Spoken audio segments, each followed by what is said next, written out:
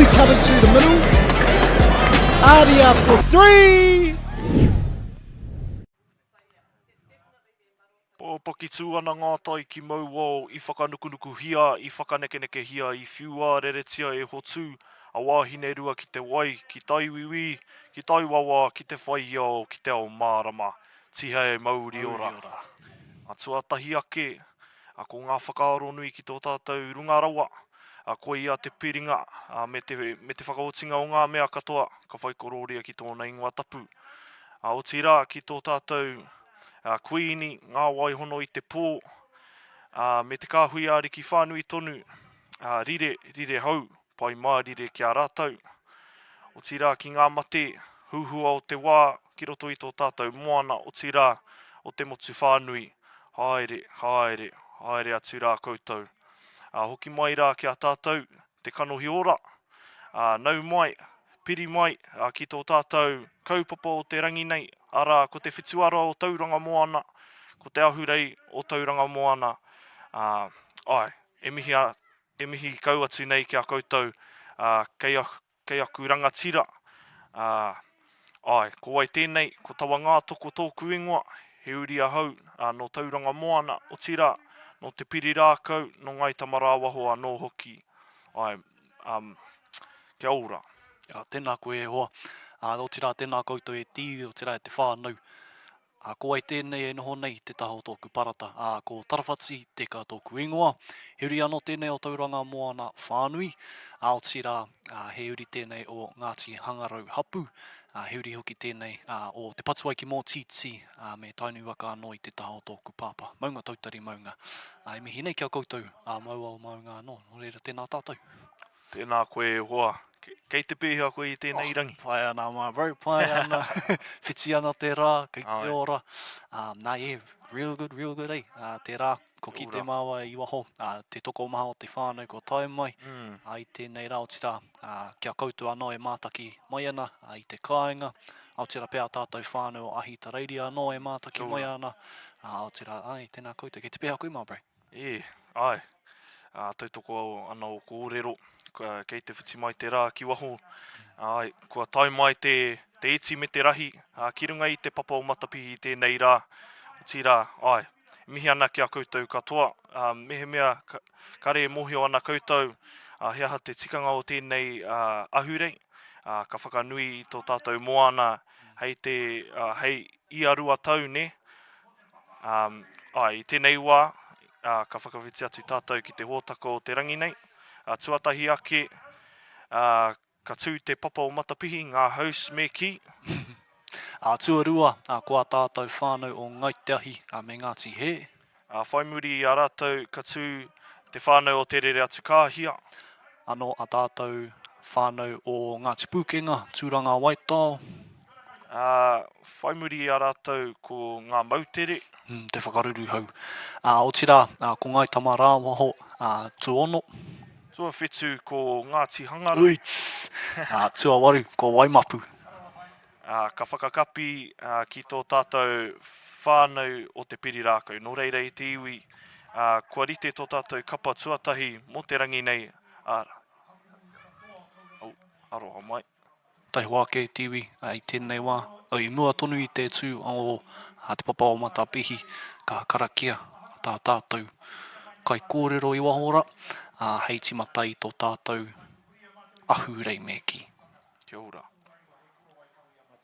I roto I ngā rā tūmai nei mui o matuaroro, whakakahangia mātou tinana, kia ūai tā mātou hikoi whakamua, I runga I tara ki tōranga tonutanga, wāke tonu atu. Āmene! Ki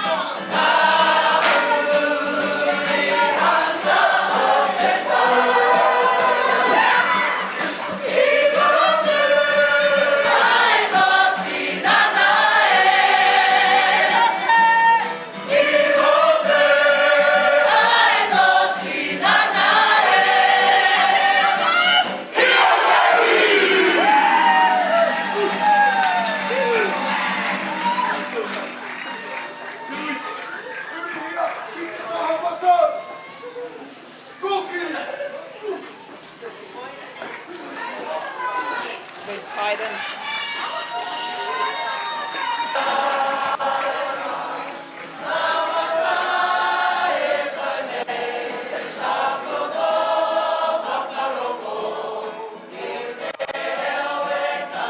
Ka pai te iwi nau mai hoki mai ki tēnei pāhotanga mataora o te ahurei, te whisiwara o tō tātou Tauranga Moana Tauranga Tangata.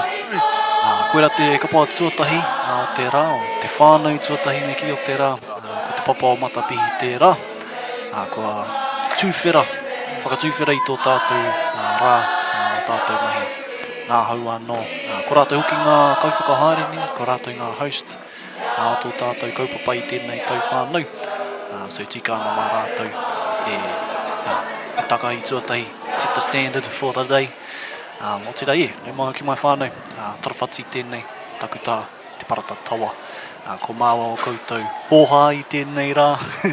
We'll be hanging out with you fellas i tēnei rā whānau. But yeah, kura te kapa tuatahi, if yous are coming down, nau mai haere mai ne, we're down here ki Te Kura o Matapihi. Mean setup too, hey, te ahua nei, te matatini type of setup. O te atāmira, nice big ātea. They got kaumātua tent as well, whānau, so no mai haere mai a tātou kaumātua. And then down on the field, the rugby field, they got all the kite stuff. We did just get noticed too that tāwhiri mate is blowing. So, you know, if you bring... Yeah, so if you got a pōtai, hold on to that. But yeah, no mai haere mai whānau, it's a pretty nice day down here. Hey, beautiful. And yeah, we're looking forward to getting our kapa. Who we got next? Ngātiahi, Ngāti he. Ngātiahi, Ngāti he. E whai ake nei. Te whānau no ngā pāpaka o rangataua me ki. Just recapping over the last few days, e hoa mā. I tū te rā tuatahi o tēnei ahurei i te taite, ko ngā mahi pōhiri. Yeah, pōhiri, all that type of stuff. Kaumātua games. Yeah, kaumātua games. I was actually up there for that. Ui, Yeah, nice. done at Waikari. Yeah. Mean too, those kaumātua games. Seeing our nannies and koro, you know, Yeah, they... seeing them interacting. Yeah, well, they had a kani to get warm, and then they had the games. They had like a memory game, so you need to play memory against each other. They had Pictionary. Wow, that's They had like ball shooting in the rubbish bin. They had heaps. They had puzzles and stuff as well, and it was real cool to see them fighting, having fun as well. Oh, you know, like just banter, having a go at each other. But yeah, it was cool to be down there, see that. Yeah, i ngā wiki ko pahure ake as well, i tū te kura wero ki whareroa, ki waikari, and then I think it was the finalists ina nahira, ko te banner merch as well, or banner march, banner merch. So yeah, i tū tērā kaupapa ina nahi. Yeah. And the Rangatahi games? Yeah. Rangatahi games in Anahi as well, whānau. Oh, there you go. E te kite ake e te iwi. Te maha hoki o ngā whānau i konei ki roto i te papa o Matapihi. Nō reira, if you are in Tauranga Moana i tēnei wā tonu, nau mai, whakatata mai ki tō tātou whituara ki roto i te papa o Matapihi. Nō reira, he kaupapa anō, e tū ana i tēnei rangi tonu, kei te whakaaro ake ki tō tātou whānau, arā ko te whānau kuka tērā, kei te tū te rā hura kōhatu ki roto i te marae o pautu te rangi i tēnei wā tonu, arā tētahi o a tātou pau o te moana, arā ko tame kuka tērā, o reira whai whakaaro ake ki a rātou te whānau kuka. Hei te kaumātahi karaka, ka haere ki te urupā, ki roto i pautu te rangi.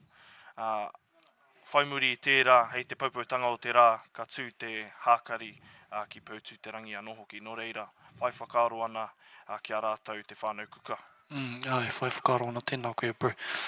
Heoi ka hoki mai ki tā tātou. You can see there, whānau, all our peeps are sitting on the ground, but there are tūru here behind them. So if you do come down, you don't have to bring a chair, but if you want to get a closer view, you might have to, sit on the papa or something. But they do got a papa tākoro as well, as you can see, right next to the wāhi noho, to the stage, so you can bring your tamariki down and, let them free, let them run around and hang out with all their cousins as well. While you enjoy your whalazara. But how you feeling about today's kaupapa, marae? Yeah, well, it's been a bit of a minute, being at this kaupapa. Missed the last festival that was at the island, at Matakana Island. That seemed like a all good one as well. But yeah, my last one at the iwi was Hangaru, and that was a really good one. Yeah. I won't say that too loud. Fellas from there, Yeah, but it was a really good one. It was the best one, I reckon, marae. I gotta give it to you. It was actually a good one at Hangaru, and yeah, just playing kiorahi, takoro I te kiorahi, I te rā tūtau, ngamahi Kapa Haka, ki te ātea o Hangaru marae as well. Yeah, that was a good overall festival that year. Ana e tiwi, you can see here we got a few sponsors for today's kaupapa as well. Ko rātou te take e tū ana tēnei kaupapa. So me mihi ka tika to Tauranga City, kia te Puna i Rangiriri Trust, Tauranga Moana Tauranga Tangata, Moana Radio Nights. Kia te wakaauaha toi, Creative Bay of Plenty, Mātātua Incorporated Society, and also in-kind sponsors ara ko Matapihi Sports tērā. E mihi ana kia rātou katoa ngā kaitūtoko mō tēnei kaupapa ara te ahurei o Tauranga Moana. Yeah, tēnā koutou.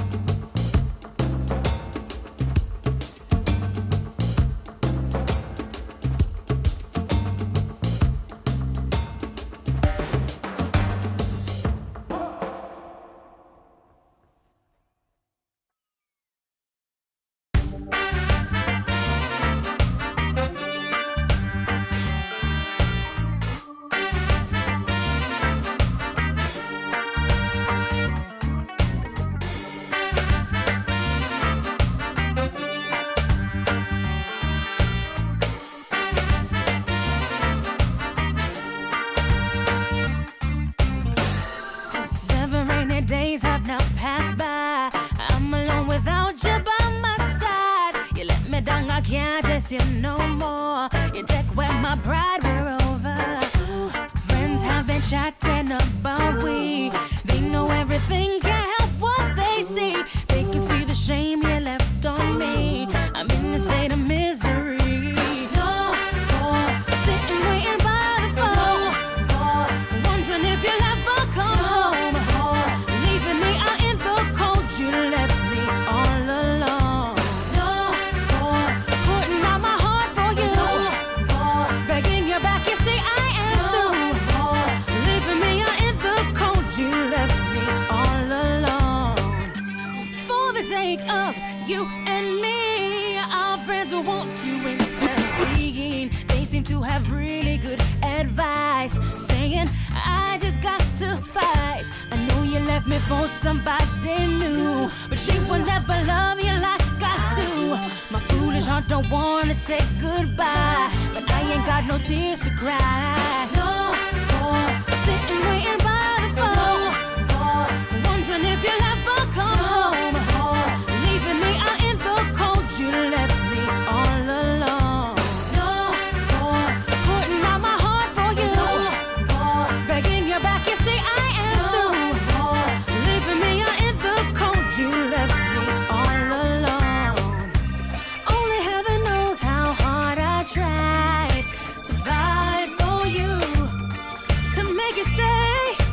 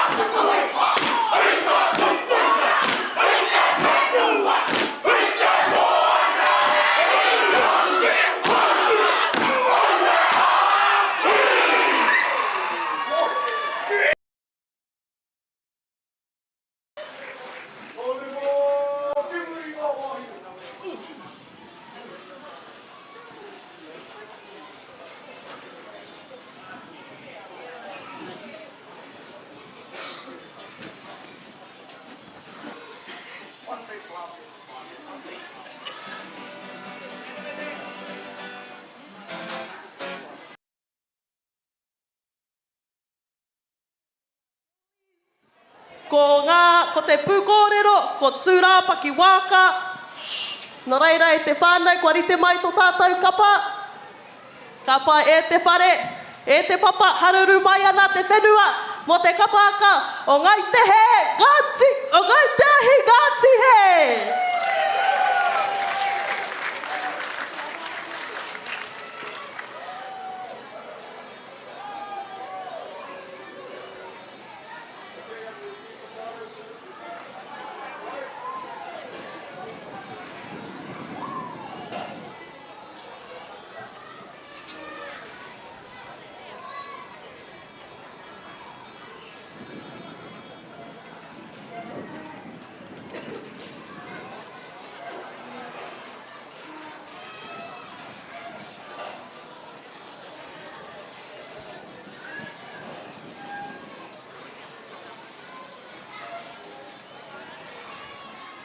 Āra mai rae, haere mai, te ropu o nā tihe, nā tiahi, whakaeke mai ki runga te atamira, ki te whakanui, i te rānei takahi atu, ngā tapu ei o rātau ma, kua mene atu ki te poe, haere mai, haere mai, whakatau mai rā. Kiri mai te makirunga mauawe, kia pari atu rā ngā mihi ki te papa te Matapihi e. Kai wakuhua ngā atu, kai rangi a tapu ki nā karanga mai rā. Karanga mai rā, karanga mai rā. Kua ki tā mai te tātou o tā whare. Kia topa atu ahurea.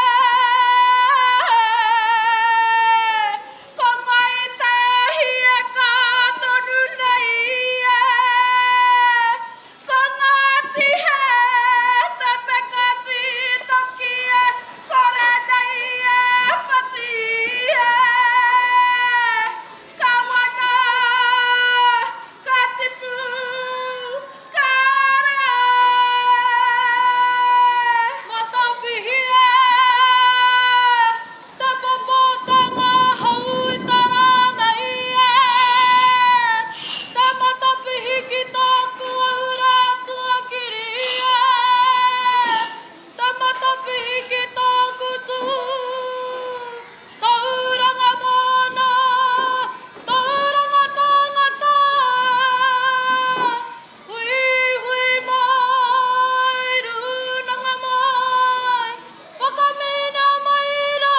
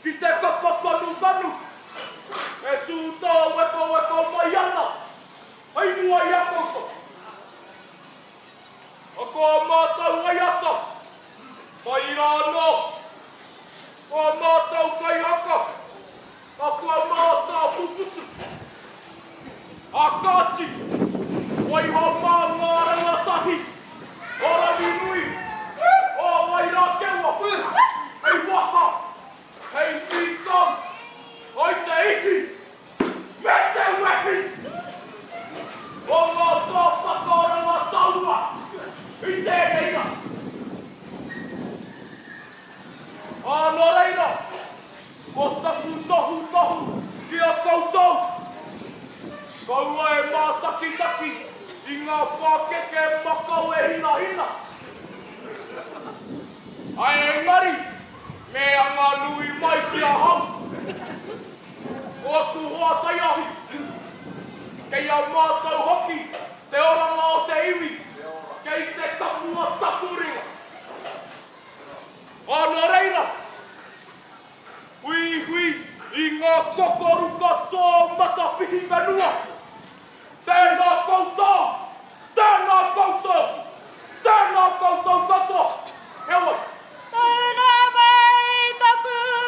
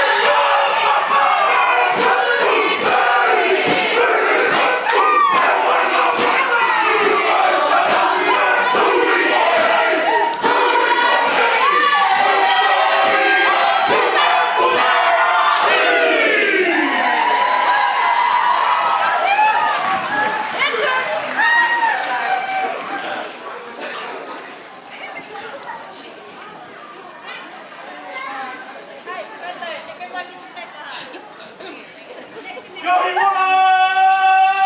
Kia hingora! Wātu whakaneke rā iriri! Rā irongo! Wātu te maire rā iriri! Rā irongo! Wātu wakara haura! Rā iriri! Rā irongo! Wātu te maire! Tutai ki te rei! Whanau!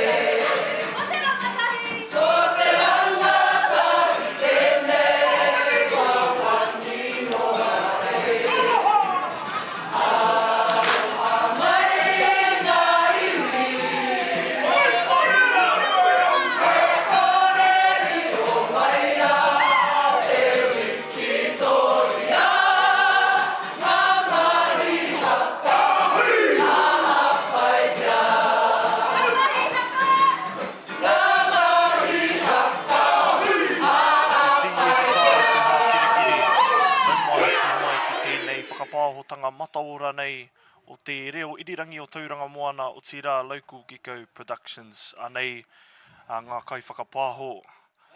Ko au tēnei ko tawa ngātoko ki tōku taha ko taku parata a tarawhati.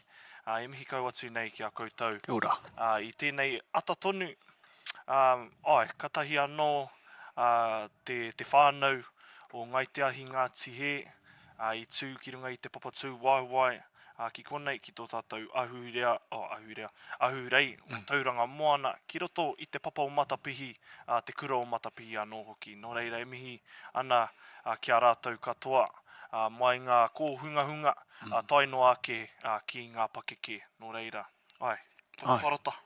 Tautoko ana ngā kōrero mā bro.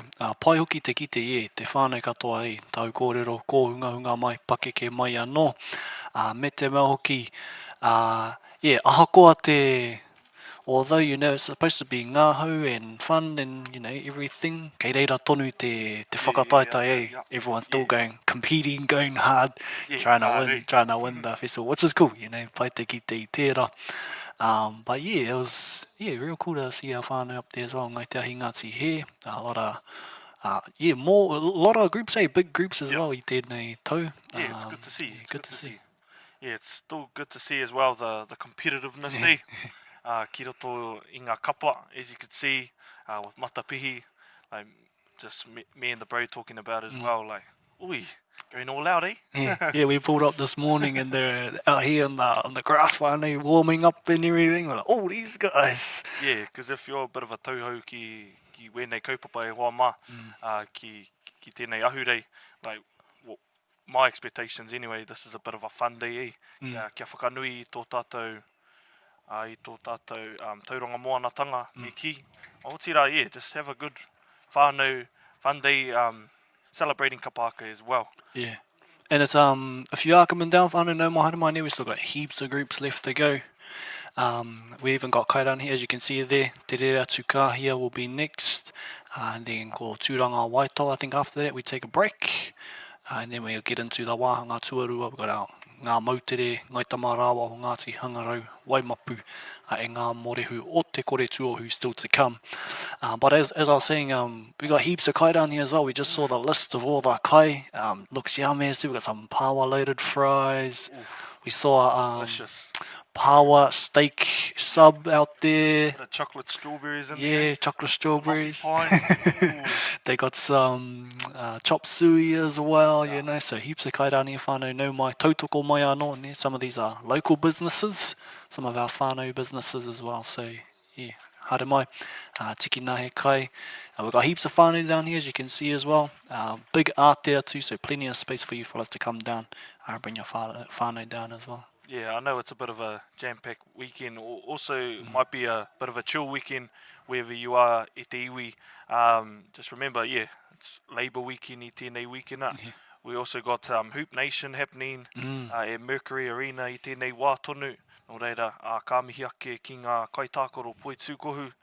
Yeah, sometimes I get itchy feet, my bro. The cuzzies playing in that this weekend, Some of my mates always playing, they're like, are you going to come down? Or trying to get me in the uniform. Sometimes I'm like, I'm keen. And then I get down there, oh, no. Ana kia wairaks.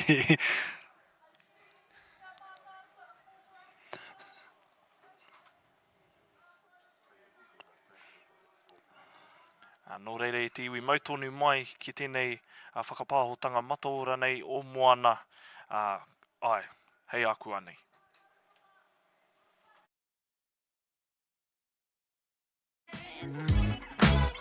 But can't go to the same regrets. It could feel so good on mine. Love by love, again.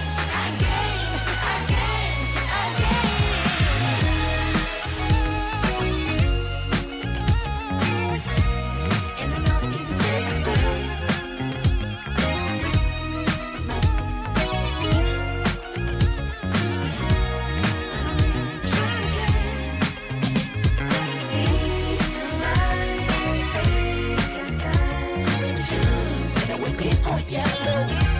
We did no shadow. Please me now, 'cause we're about to do. Whether we fight or have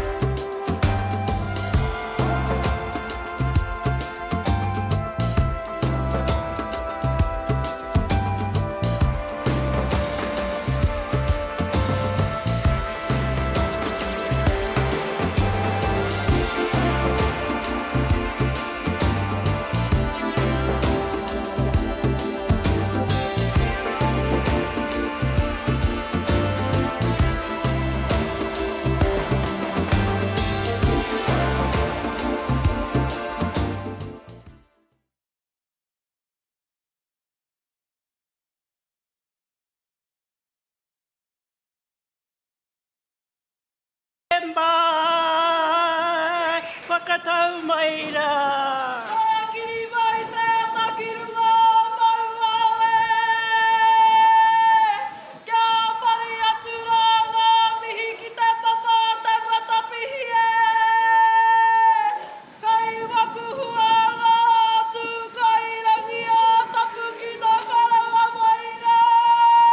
Karanga mai rā, karanga mai rā. Kua ki tā mai te tātou o tā whare. Kia topa atu ahurea. Ko mai te hia ka tonu nei e. Ko ngāti he te pekati toki e. Kore nei e whati e. Ka wana, ka tipu, ka rea. Matapihi e. Te popotanga hau i tarana i e. Te matapihi ki tōku ahura tua kiri e. Te matapihi ki tōku tū. Tauranga Moana Tauranga Tangata. Hui hui mai, runanga mai, whakamena mai rā.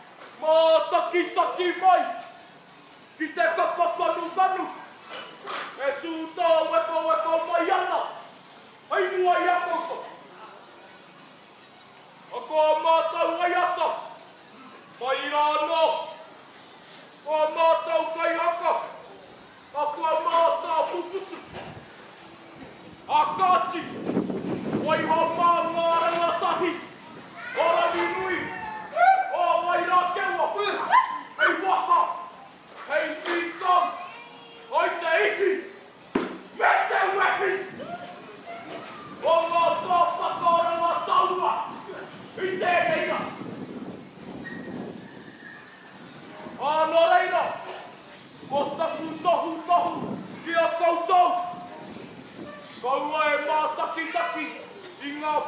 ke makau e hina hina. Ai engari, me anga nui mai ki a hau. O tu hoa tai ahi. Kei a mātou hoki, te oranga o te iwi.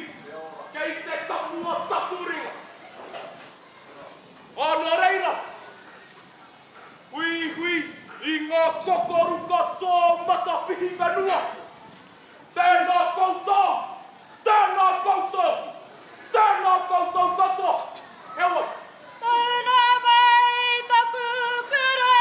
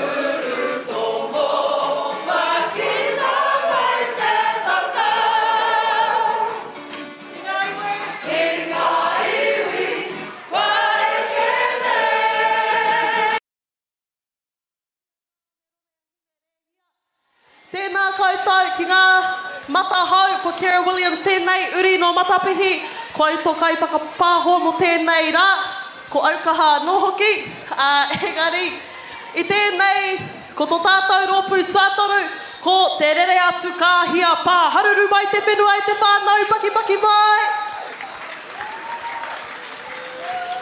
Ko te rere atu kā hia te marae, ko ngai tapa whariua, te hapū, Ko ngā kaiako, ko te whānau, whānui o te rere atu kāhia. Ko te kaitātaki wahine, ko kerewai. Ko te kaitātaki tāne, ko tiki. Ko ngā kōrero o tēnei kapa, ko te kaupapa matua o tēnei kapa, hei tautoko, hei whakakanuhi i tō tātou marae o te rere atu kāhia. E whama, pīki paki mai, haruru ana te whenua o te kapa, tuatoru, te rere atu kāhia pā!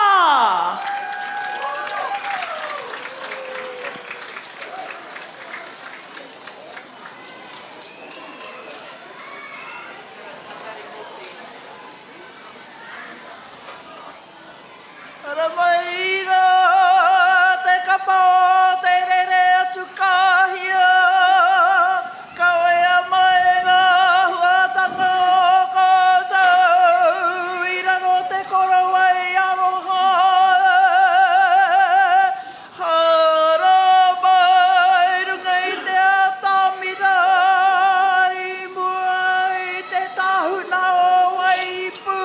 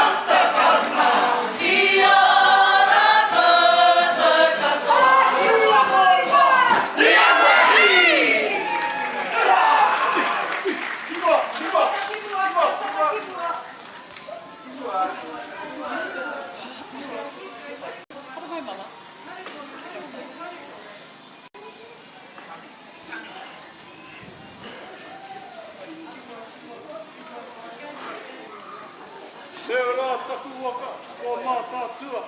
Ka uku te tai rā whiti mai ngā kuri a whārei ki te hira. Kei tauranga rā, o ngai te rangi, ko ngā pāpaka o ranga taua. Mai whare roa ki manga tapu, mai manga tapu ki matakana. Kauana ki kapi, o tēnā te tua tamawhari a ngai tamawhari o putango ki te rere atu kāhi a tia e kaua.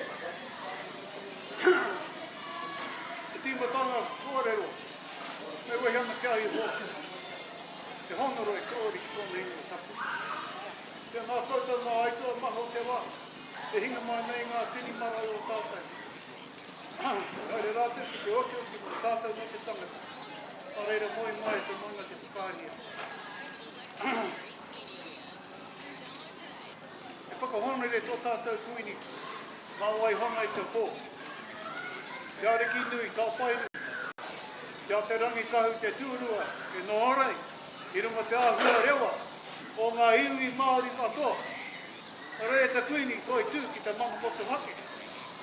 Toi tū ki te totahitanga. Rire, hau whai mā rire. Rere, tēnā koutou mā whai ārei. Tēnei rā whakahirihira. E tēnā mihi atu ki a koutou. Rere, Tauranga Moana. Ko tēnei te wā, ka whapahi tātou. I roti ngā mātou, ngā whakaaro te aroha i a tātou ki a tātou. Ngā hapū, ngā iwi katoa, ko tai. Hara mai ngā karaua, ki te taipake ki a Tauranga Moana. Haere ki tōneke ki te, ki te pahupahu i te ireira. Kia mātou te kūri ngā Kapa Haka.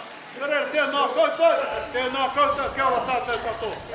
Tēnā taku anga tō mata tuakau ki te taira piti mai ngā kuria whare ki te hira.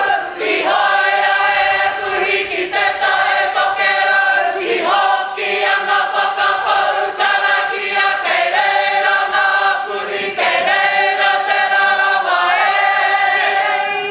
Ki te taira piti kei te hira tō kauai tamohia kei te kaha o te tini o tūpaki kei kōrero nui tō mai tai. Kei o warumutu ko tūtō mure kei o ko tiki ko te whakatohea kei maunga po tutu hoi po tiki mau kai. Mau taonga, mau tāngata ki te poe.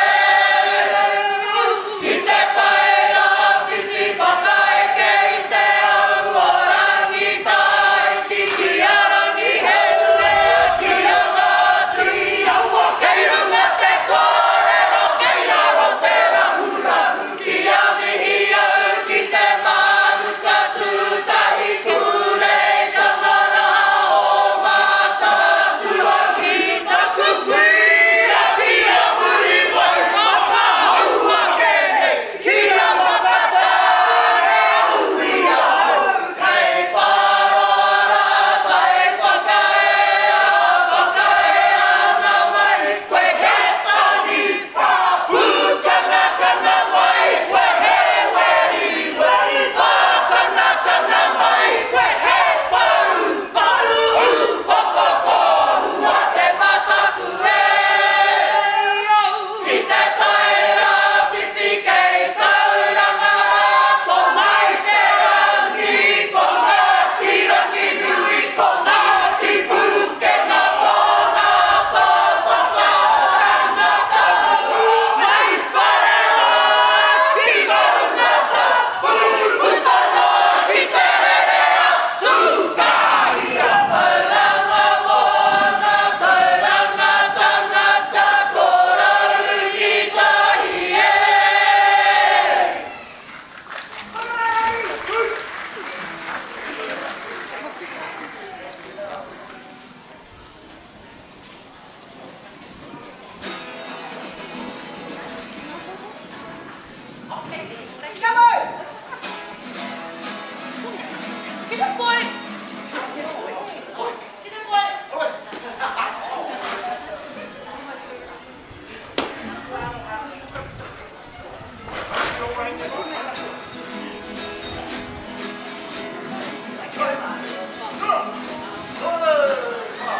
Te mauri o te huretana. Ana te awa o te huretara. Mai ngā koe mai ki te moana.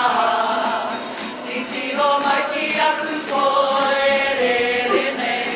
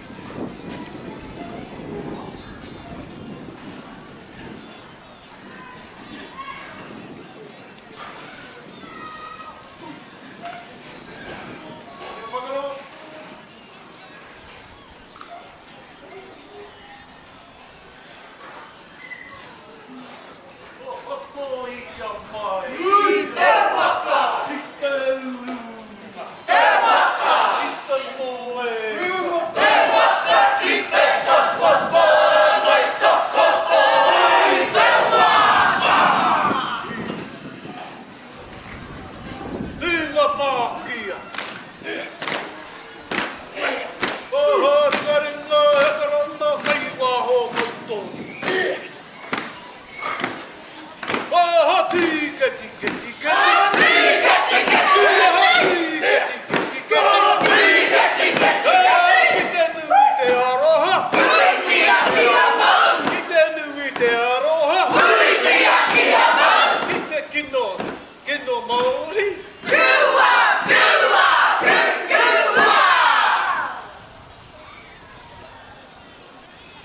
Karanga titaha.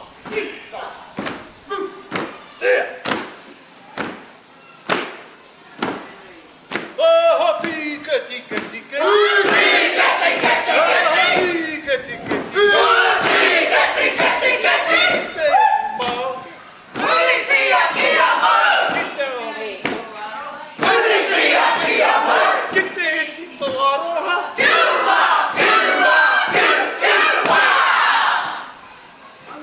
Come on.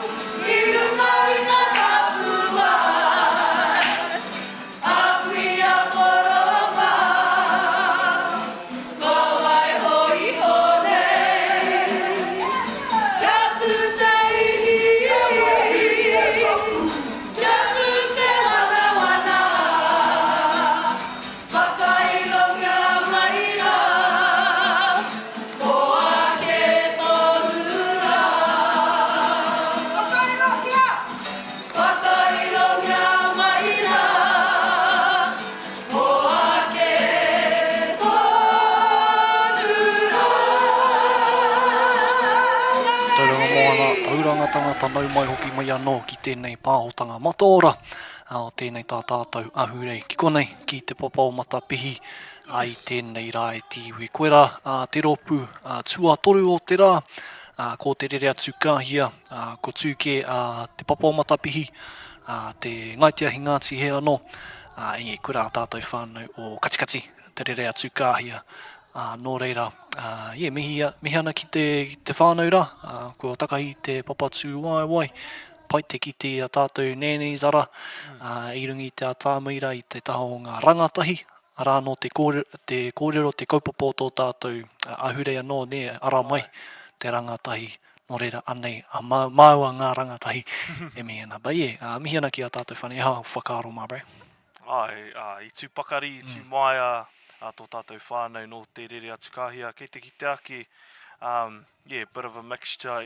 I te iwi, you got some rere atu kāhia whānau in there, also some maharaea whānau in there to fill the numbers, I guess, but also seeing our maharaea whānau, being a maharaea goer, I guess, myself, he hononga anō, tā etahi o tamarāwaho ki te whānau o rere atu kāhia. Nō reira, kei te ki te ake I runga, I te pauaka whakātame ki, I runga I te rorohiko, I tū pakari rātou, I tū I runga I te maia, I whakātu I tō rātou rere atu kāhiatanga me ki anō. Nau mai hoki mai te iwi, ki tēnei whakapāhotanga mataora nei, ko taua ngā toko tōku ingoa, tōku taha, taku parata, taku tuakana. Ko tarawhati tēnei whānau, kia ora. But nau mai haere mai ne, if you are in the Moana ne, if you haven't gone away for the Labour weekend, nau mai haere mai, te papa o Matapihi ki Te Kura nei. Real cool, we're just debriefing on the last few days as well, ne, mō te tūwhiratanga o tō tātou ahurei, the lead up as well, the kurawero, the taupatupatu, the taupatupatu heats as well, which are mean. And then, we had the rangatahi games, banner march yesterday, pōhiri on Thursday for our kuia kaumātua as well, who had their kaumātua games. Today, whanaungatanga, Kapa Haka as well, ngāhau. And then tomorrow, some more competition as well with the whakaama. And they've got yuka, 8-ball and stuff as well, which is real cool, eh? Yeah, me and the bro were also talking about ko te āhua nei, kare kauhe kiorahi I tēnei tau ne. I te iwi, if you're a bit new to this kaupapa, normally each festival, Tauranga Moana Festival, ka tū te kaupapa o te kiorahi, and me te competitive hoki e hoa mā. One of my favourite parts of the festival, same. usually. Same. Everyone goes all out from the kids, tainoa ki ngā pakeke. You love a bit of a competitive game of kiorahi ki roto I te moana. O tira e te iwi kahuri atu rā ki ngā kaitautoko o tēnei kaupapa o te ahurei o Tauranga Moana. Ka mihi ake ki te kaunihira o Tauranga Moana, te puna Irangi Riri Trust, Tauranga Moana Tauranga Tangata, te reo irirangi o Tauranga Moana arā ko Moana Radio. Uits! Te waka auaha toi, which is Creative Bay of Plenty, Mā Tātua Incorporated Society, and anō ki te whānau whakahaere, Matapihi Sports as well. But we were talking about the Kapa Haka as well, whānau, and speaking of the kiorahi too, this year not being there, another, I guess, compulsory part of today as well, which is usually a Kapa Haka, or all the whānau get a compulsory item, per the kaupapa, so it could be a waiata, a haka as well, and everyone has to perform that on their tāmina, but I think this year is different. They got karanga and whai kōrero as the new, I guess you could say, compulsory item for our whānau, which we've been seeing. They've got cool, they got the nannies that aren't even on the stage doing karanga as well in the kaumātua tent, which is real cool. You fellas see some shots of those. But that's a cool aspect, I guess, is changing it up a little. Way for our kaumātua on the side there, just to, I guess, interact, I guess, and also play a part, I don't know, in the stand of whichever hapū is going to be on the stage. So it's been good to see ngā whai kōrero me ngā kaikaranga e karanga nei ki o rātou hapū. Nō reire tiwi, if you are just tuning in now and you might have missed our whānau te rera tuka here, stick around. We have some replays playing as we get into transitions as well. So, ka wehe atu māo I nāne, and kia mau tonu mai.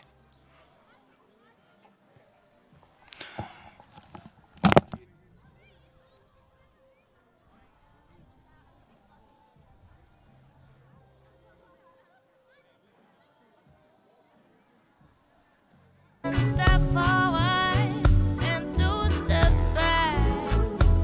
This is how we do our day. I never thought I could love you. Now I need you here forever. Oh, oh, oh. 1 step forward and 2 steps back. This is how we do our days. I never thought I could love you. Now I need you here forever.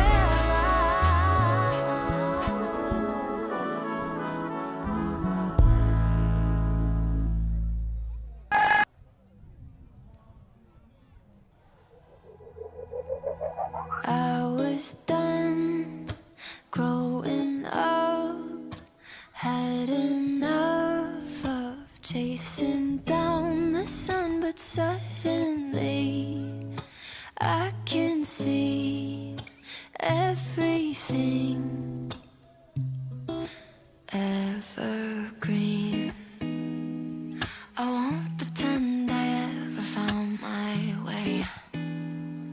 I've made my healthy share of fair mistakes, still learning to give and the take.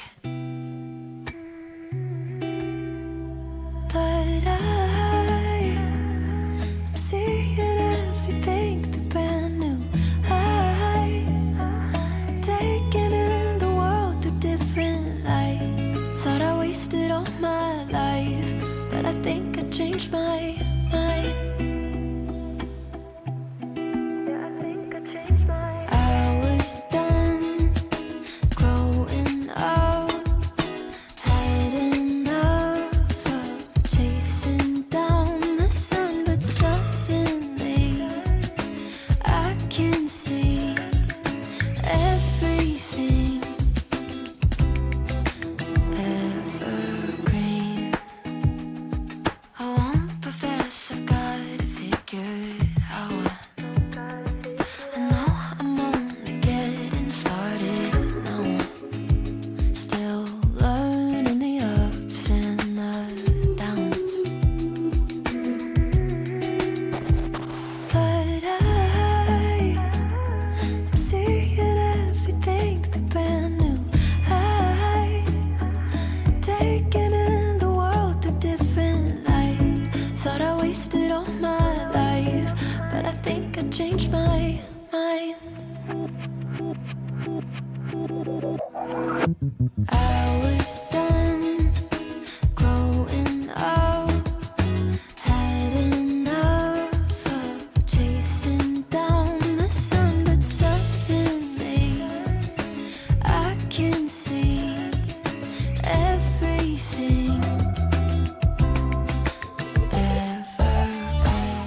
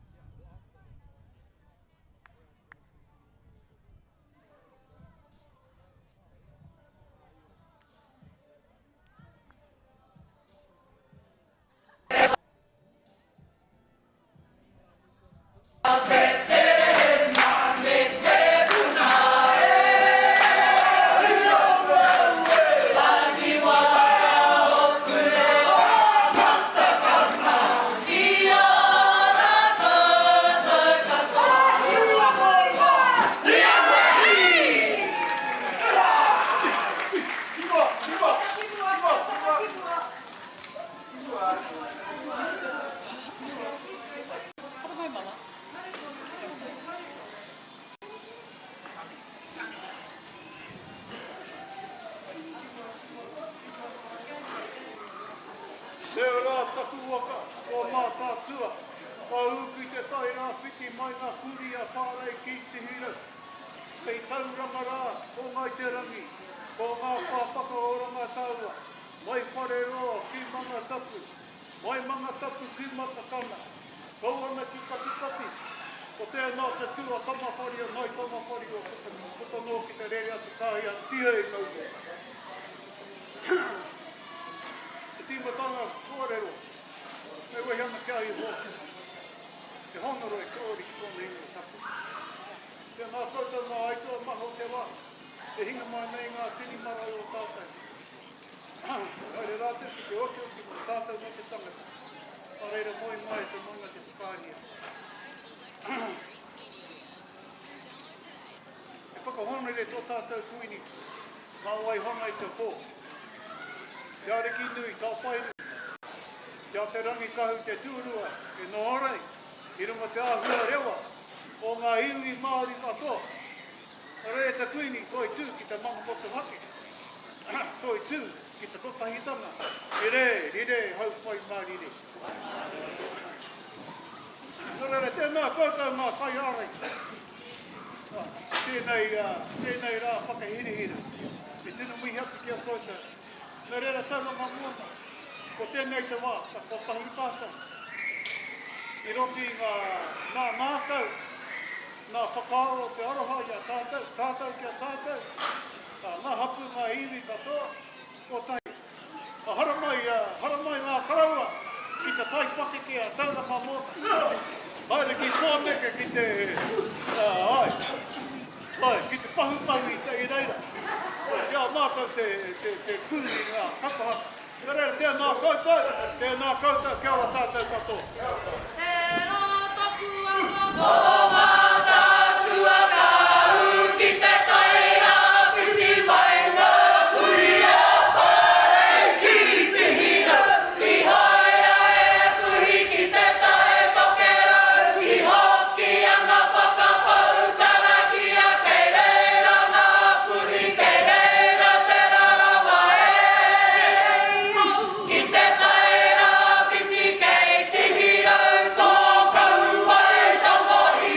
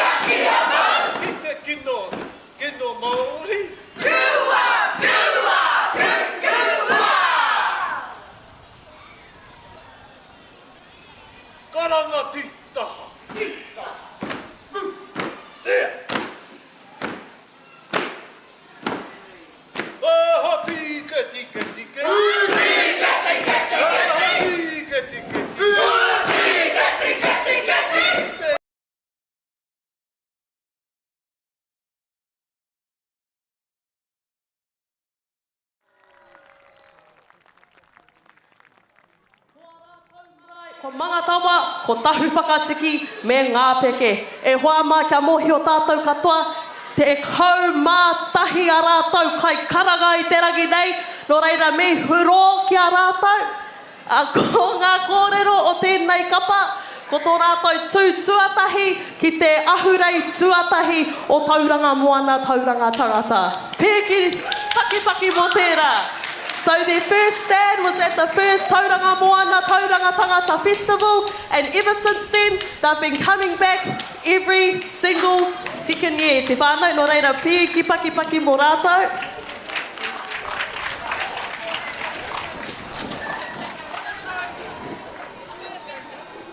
Hawai, tēnā koutou, ko te kaiako o te kapa nei, Tauranga Mai Tawhiti's finest, ko Nia Whinu, ko te kai tātaki wāhine, ko Titi Hui o Pākehō, ko te kai tātaki tāne, ko Luke Pākehō, ko te pū kōrero tonu, whārangatahi es, ko Luke Pākehō, ko ngā manawataki o te kapa nei, ko Nia Whinu rao, ko tūmana ko Ferrell, he kōrero mo te kapa.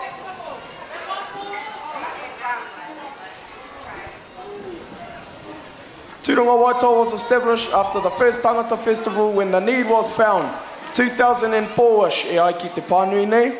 We have never looked back, comprised of our three marae and hapū mangatawa tahu whakatiki e ngā peke, a wānui ārangi kōra hui wa Titi Hui a Luke and Nia, and said, we're starting our opu and the rest is history. Ko Tauranga Waitau tēnei, te whakaeke mai nei ki runga ki tō tātou kaupapa.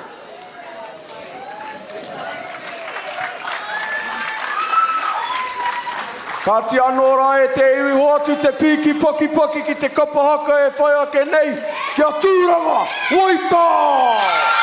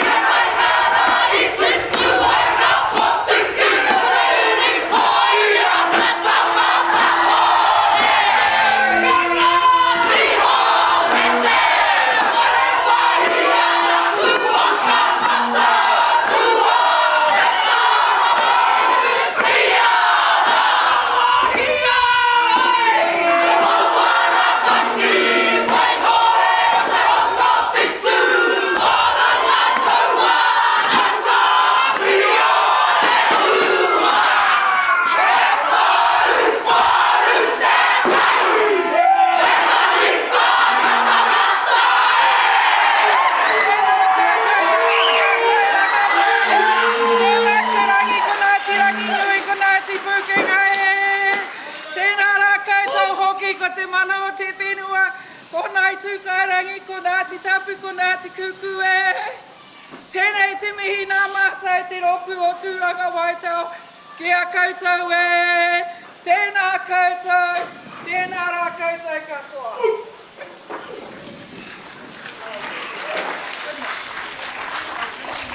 Te mari te rangi, tūmai te moana.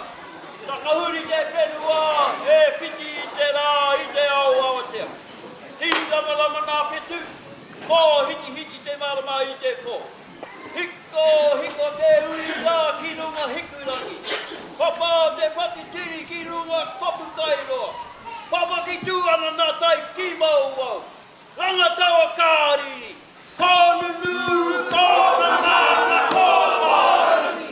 Kōnu nuru, kōna nāna, kōpārani. Tēnei a tūranga waitau. E mihi ka ana ki a koutou katoa. Tirei, mauri ora. Ko reira, kia iho o ngā mano.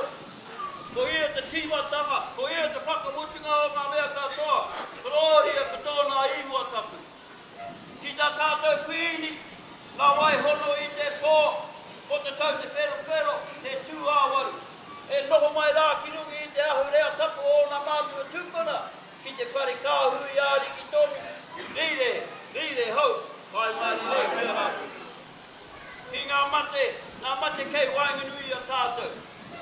Haere atu rā. Ki tā tātou whakaahua tuku iho ki a tātou katoa. Koe mai rā. Turi au ki ngā tungo ora.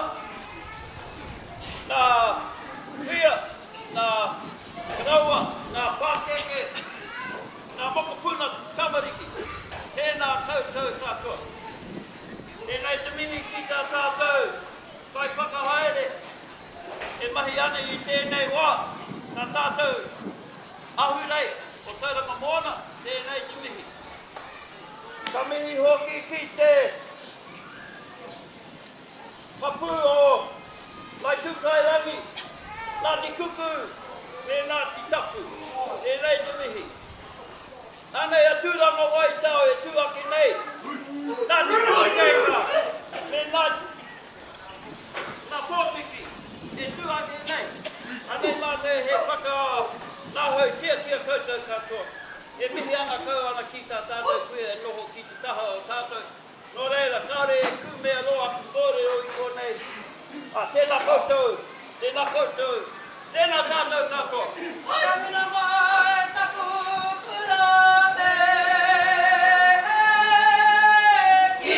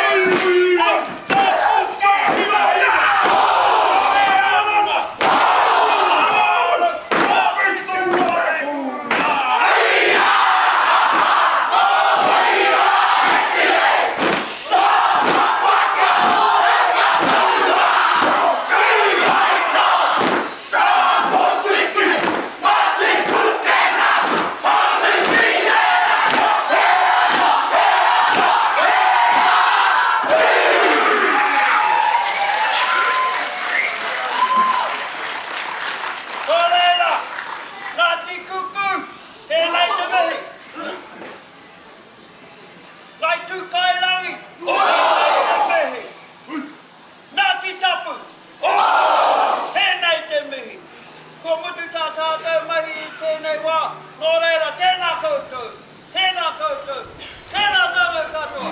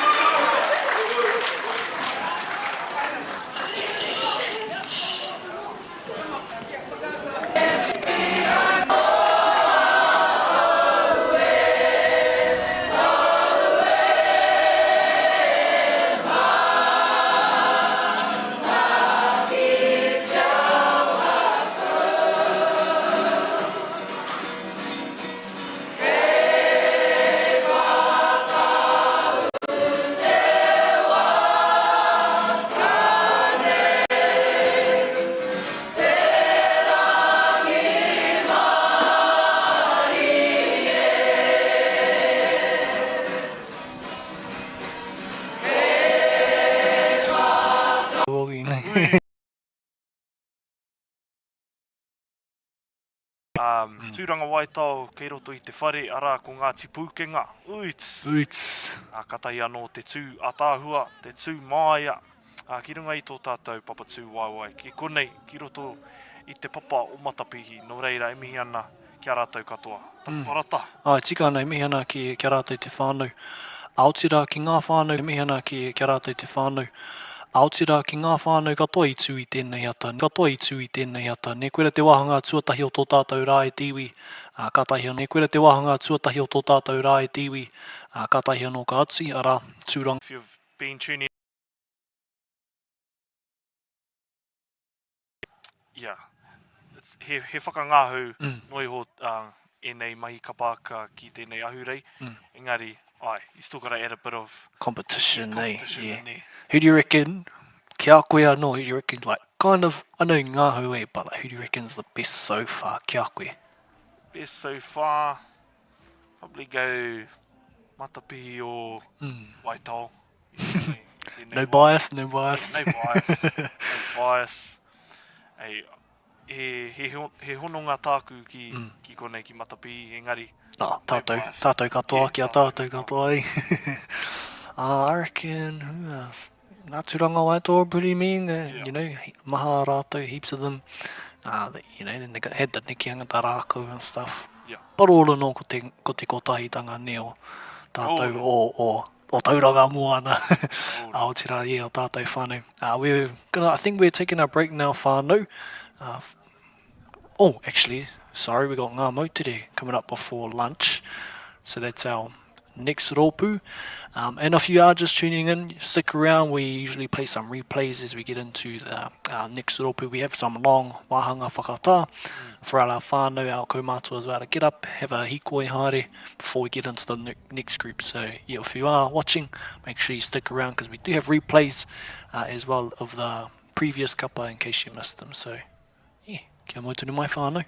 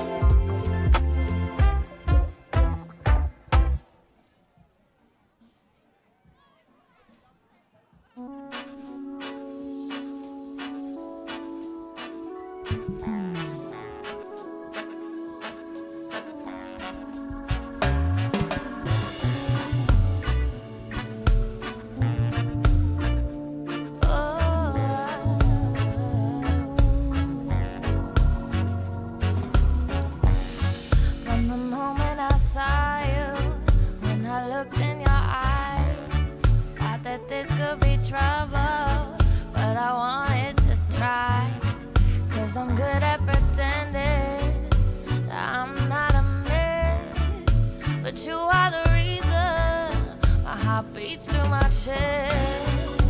One step forward and two steps back. This is how we do our dance. I never thought I could love you. Now I need you here forever.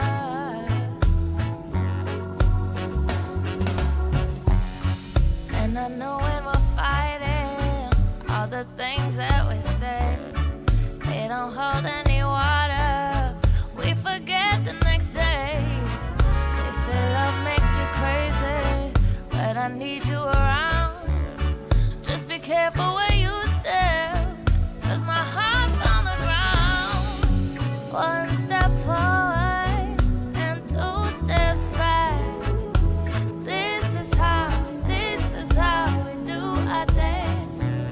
I never thought I could love you. Now I need you here forever. Oh.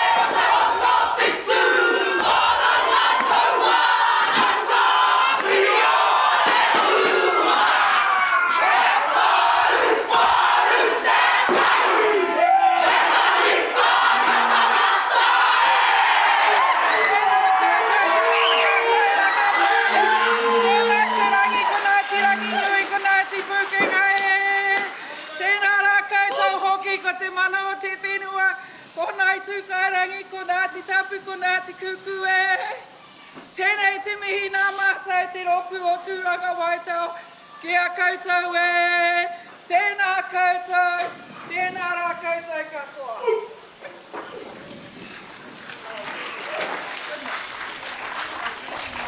Te mari te rangi, tū mai te moana.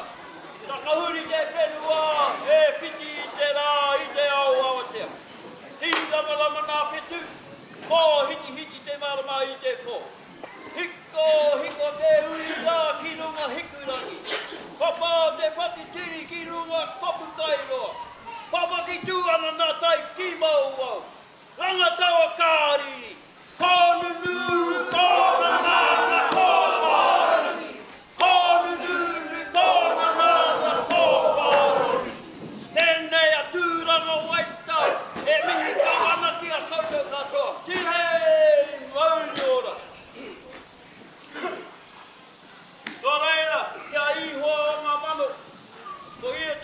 tanga, ko ia te whakamutinga o ngā mea katoa, korori a katona iwa tapu. Ki tā tātou whini, ngā wai hono i te pō, ko te tau te whero, te tū āwaru. E noho mai rā ki rungi i te ahurea tapu o ngā mātua tūpuna, ki te whare kāhui āri ki tonu. Rire hau, kai maari nei mea hātu. Ki ngā mate kei whakanui a tātou. Haere atu rā. Ki tā tātou whakaahua tuku iho ki a tātou katoa. Koe mai rā. Turi au ki ngā hungo ora. Nā whia, nā karaua, nā pākeke, nā mokopuna kamariki. Tēnā tātou katoa. Tēnei te mini ki tā tātou. Kai whakahaere. E mahi ane i tēnei wā. Nā tātou. Ahurei. O Tauranga Moana. Tēnei te mihi. Ka mihi hoki ki te hapū o lai tūkairangi. Nā te kuku. Nā te tapu. Tēnei te mihi. Anei a tūranga wai tau e tūaki nei. Nā te kukeira. Nā pōpiki. E tūaki nei. Anei mā te he whaka nāhau tia koutou katoa. E mihi ana kau ana ki tā tātou koe e noho ki te taha o tātou. Nō reira, kāre e kūmea roa ki kōrero i kōnei. Tēnā koutou. Tēnā tātou katoa. Āra mai te rangatahi.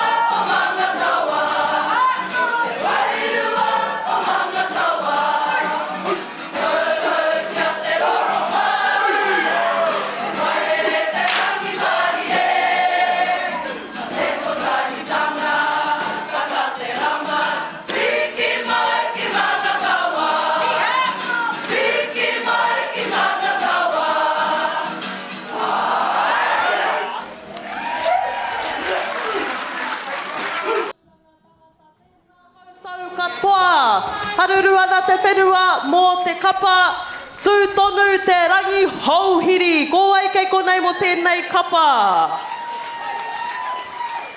Koe nei te kapa whakamutunga, a koe nei, pai muri tēnei kapa ka tuatu tētahi wā whakatā.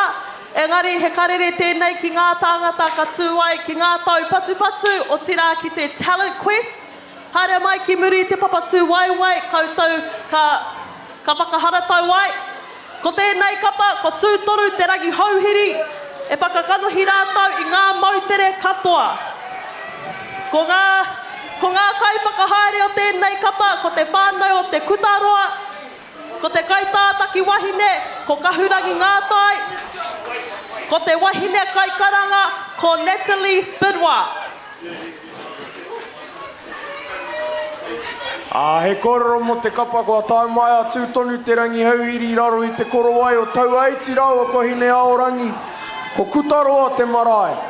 Ka kawe ao mātou mate, hurako hatu ki runga i te ātāmira, ko neni tāpai mari ki o pure ora, ko shori nuku ki o ruarahi, ka huri a tau aiti ki a takurua, ko koro tame kuka ki runga o pautū te rangi. O te hononga whakapapa te kaupapa, ko te rangi hauhiri te tūpuna, nā te rangi hauhiri ka puta ko tā puiti, nā tā puiti ko te ure takaroa ko whakahinga.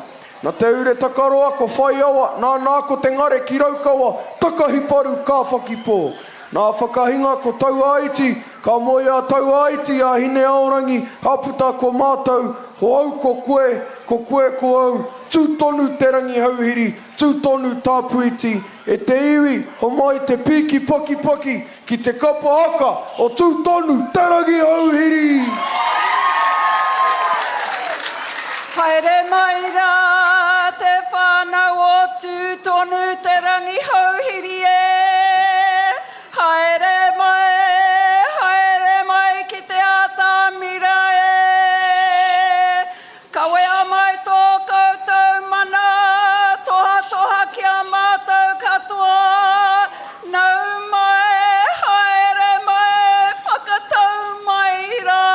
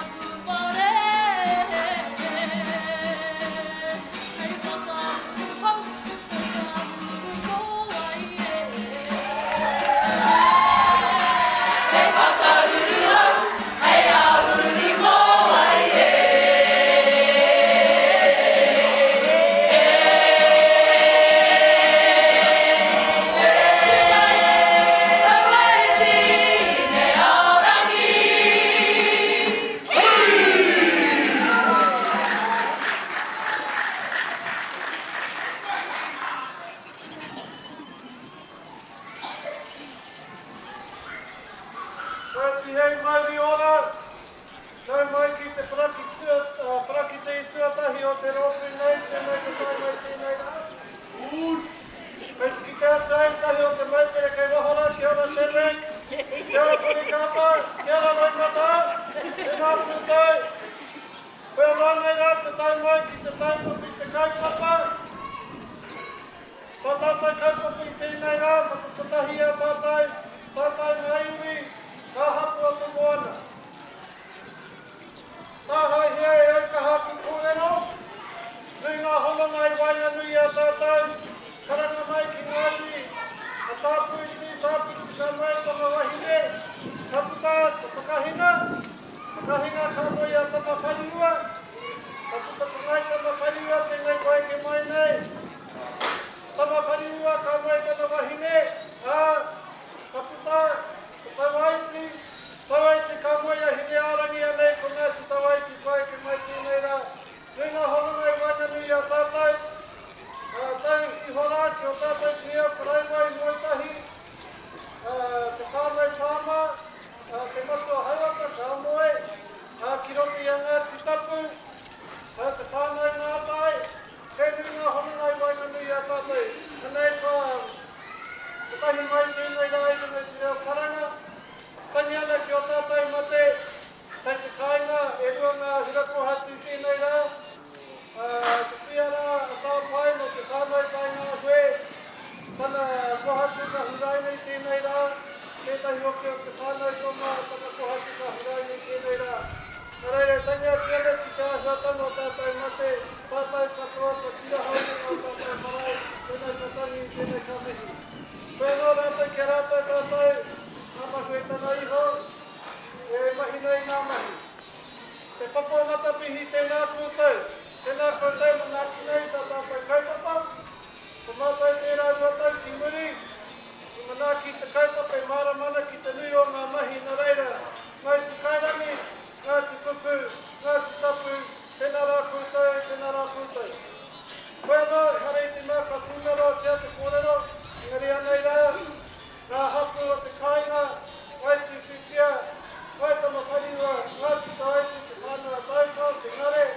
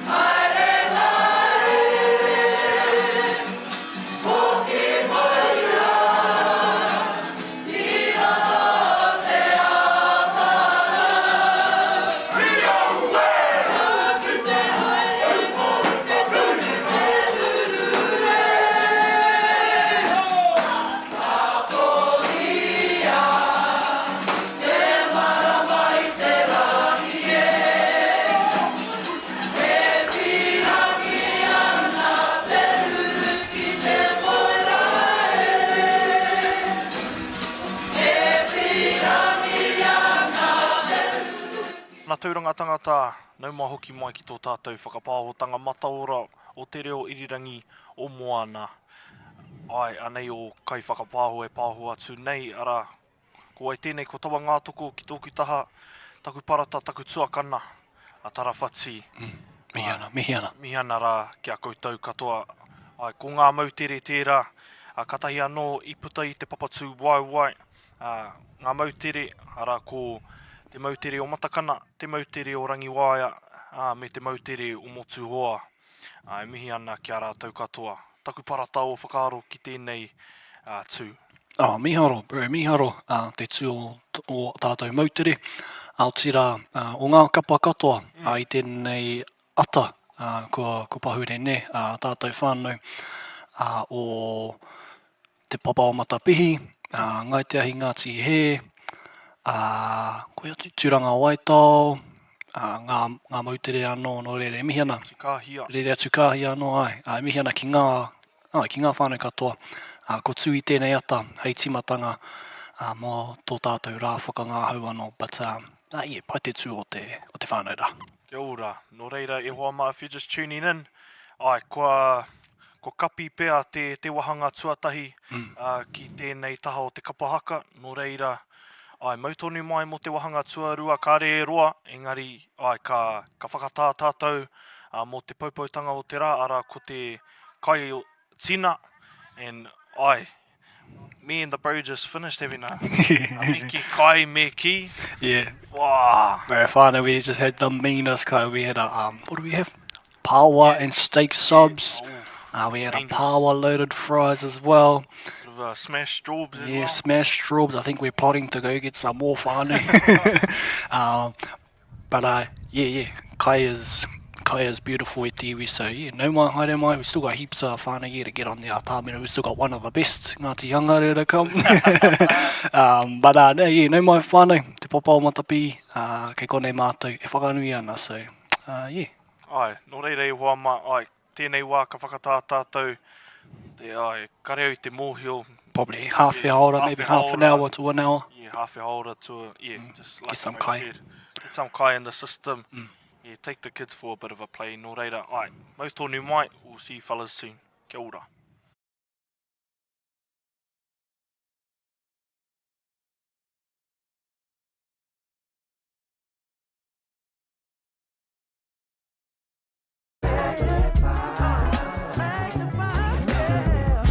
No matter what you try to do, you can't deny the truth.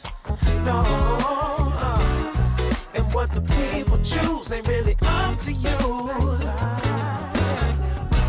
Actions always find a way to shine brighter than the things you say. Can't get around it if you try. If you love them, then you magnify. No matter what you try to do, you can't deny the truth. No. And what the people choose ain't really up to you. Actions always find a way to shine brighter than the things you say.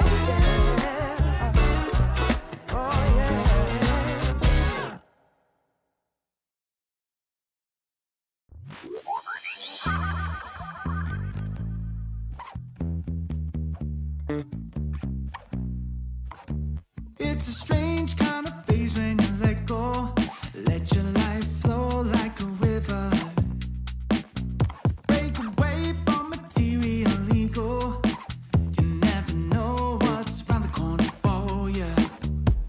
We all got our beefs and struggles, but we keep on trying to hide it. Working so hard to keep it together. Maybe it's time that we let go. Remove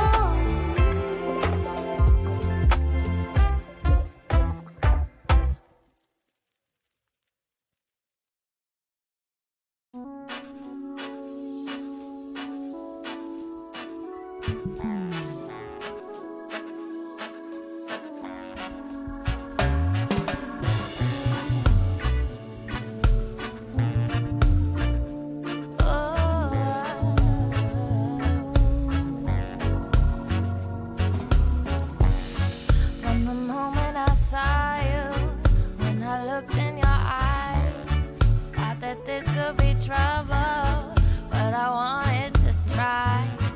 'Cause I'm good at pretending that I'm not a mess, but you are the reason my heart beats through my chest. One step forward and two steps back. This is how we do our dance. I never thought I could love you. Now I need you here forever.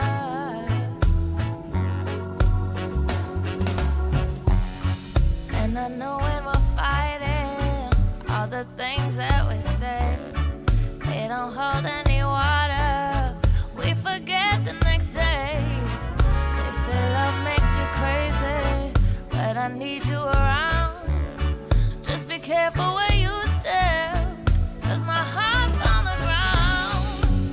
One step forward and two steps back. This is how we do our dance.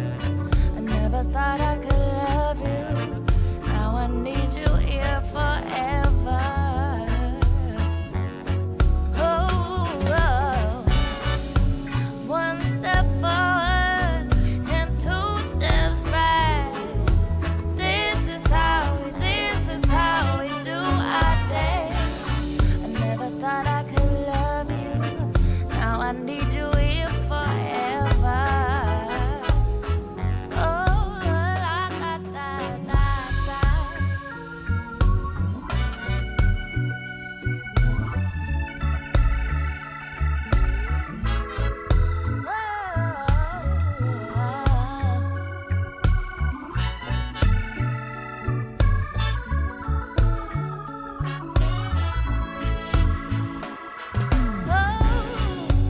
One step forward and two steps back. This is how we do our dance. I never thought I could love you. Now I need you here forever. Yeah.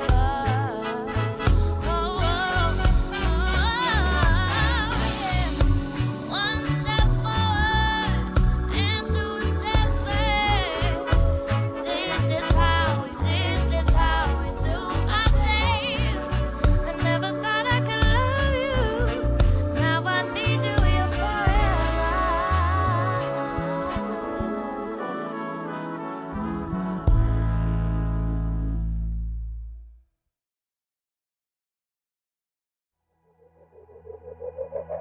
I was done growing up, had enough of chasing down the sun, but suddenly I can see everything evergreen. I won't pretend I ever found my way. I've made my healthy share of fair mistakes, still learning to give and the take. But I'm seeing everything through brand new eyes, taking in the world through different light. Thought I wasted all my life, but I think I changed my mind. I was done growing up, had enough of chasing down the sun, but suddenly I can see everything evergreen. I won't profess I've got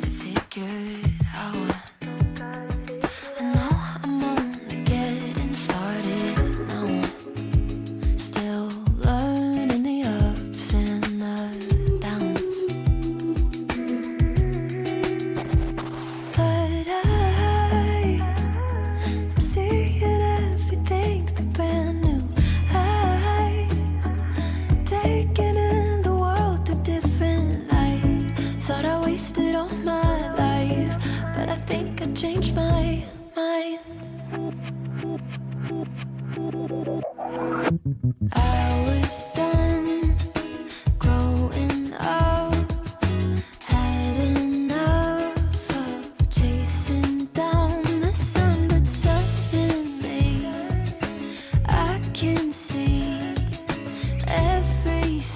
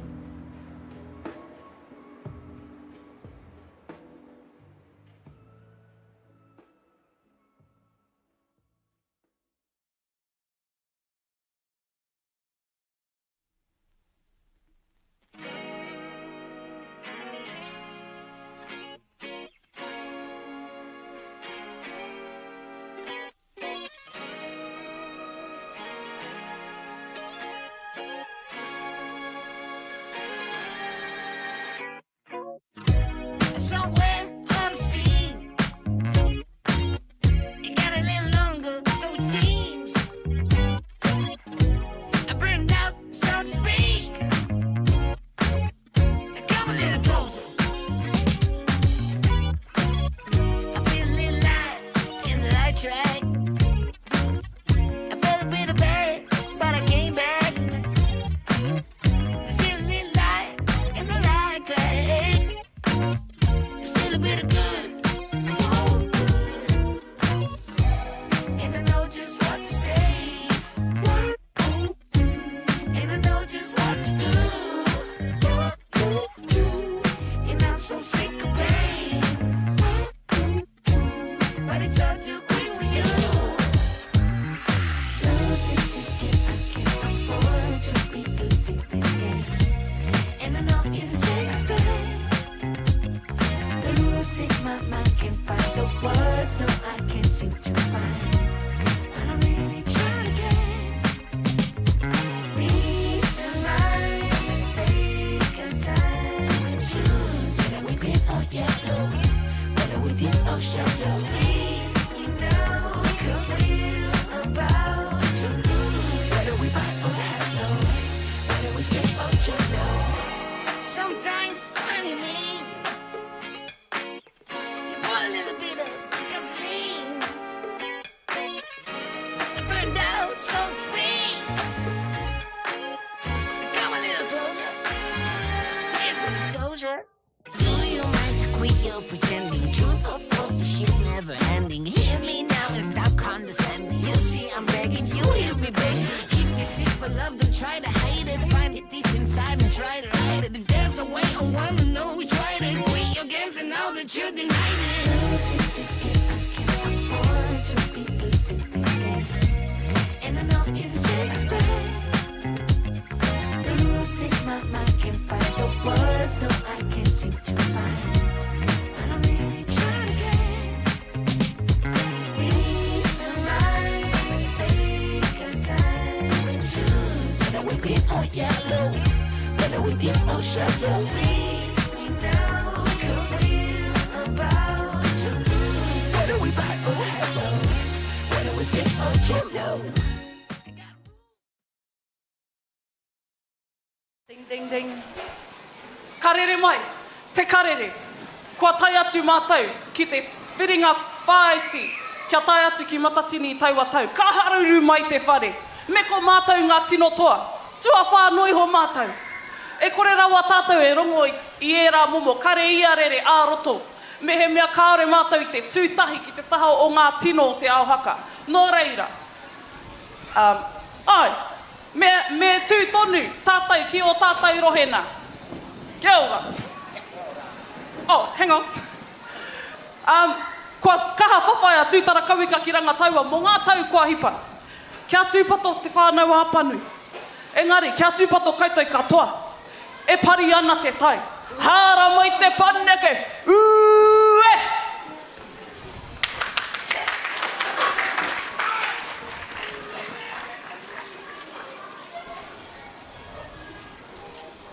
Āra mai te rangatahi e, kia hiwara tēnei te karanga, ngā iwi o te motu e. Tauranga Moana Tauranga Tangata, e whakai ana a ngai te ahi a Ngāti he, kia whakatū,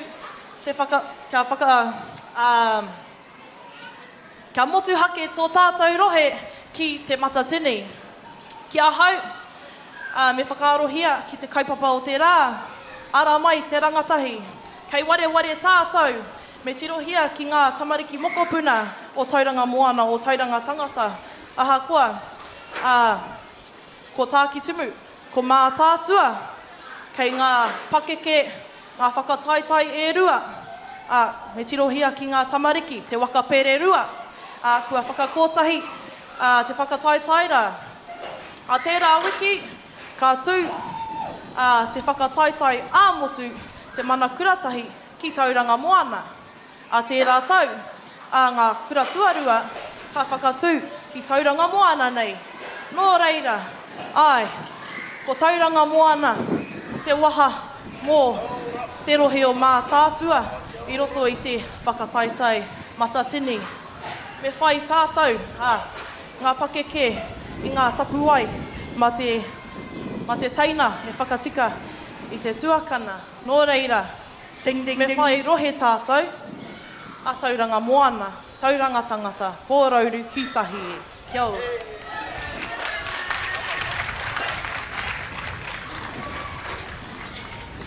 Ko te pū, te more te weu, te ako te reo, te wao, te kune, ko te pei. Me hoki atu tātou ki ngā atua. I piri atu rātou i wainga i te kōpā o rātou mātua. Ko rangi nui, ko papatua nuku piri rawa nei rāua ki a rāua. Kātahi ka tīmata mai ko te haka o nā atua. Kia puta atu rātou ki te pai au, ki te ao marama. Ko wai hoki tātou te whakahe i tō rātou mahi. Ko wai hoki tātou. Ko wai hoki koutou e hoa mā. Ko whakaai au ki tā koutou nā kōrero e pāna ki te tuakana me te taina. Tika tonu. Wai ho mā te tuakana, te taina e whakatika. Āna. Kauaka nā taina e peke mai ana ki te tohu atu i te tuakana. Kore rawa tērā i te pai, kore rawa tērā i te āhuatanga Māori. Nā reira, me haere tonu, me puta tonu atu tātou i tēnei rohe, i tēnei tōpito o te ao, paku nei, me puta atu tātou, kia mihia mai nei nā tangata o wahora. Kauaka tātou e mihi atu tātou ki a tātou anō. Ding, ding, ding. Hui, te whakahihi hoki o tērā tuāhua, neha. Whakaai mai. Ai, ka pai. Rau e korongo ahau. Nā reira, me puta tonu atu tātou ki takitimu waka, ki mātātua waka.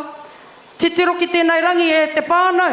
Kai konei tātou e whakanui ana i a tātou anō, roto i a tātou, Tauranga Moana Tauranga Tangata.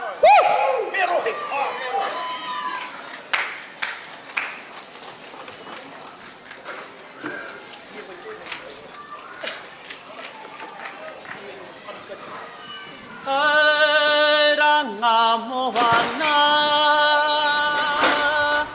mau maunga. Ko mohio mai tātou katoa ki taua waiata me ngā kōrero o roto.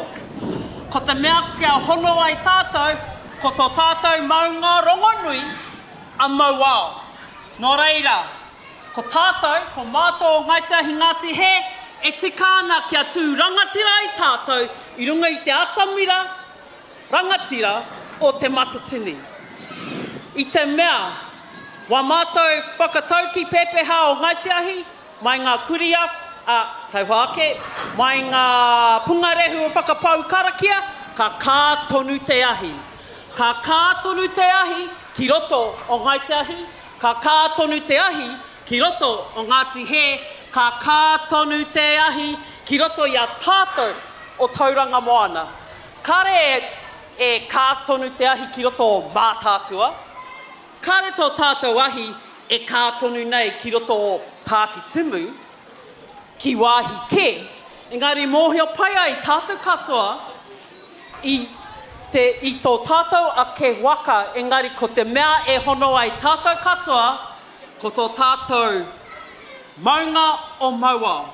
Nā reira, koinei te wā, tēnei ahurei nei, kua rongohia nei tēnei ahurei, Tauranga Moana Tauranga Tangata. Ding, ding, ding. Koinei te wā, tātou mā. Me whakanui tātou o tauranga ki tō tātou ake rangatiratanga. Ko Tauranga Moana, no Tauranga Moana tātou katoa. E kia nei te kaupapa o tēnei ahurei, Āra Mai Te Rangatahi. Āra Mai Te Rangatahi ki roto ki tō tātou ake whenua, ki tō tātou ake ukai pō. Tō tātou ake ukai pō ki konei, ki roto o Tauranga Moana, kaua ke, ki wāhi ke. Nō reira, koinei tau mātou whakataunga, me tūrangatira i tātou katoa, ki roto i te atamira o te matatini, hei tangata, nō roto mai o Tauranga Moana.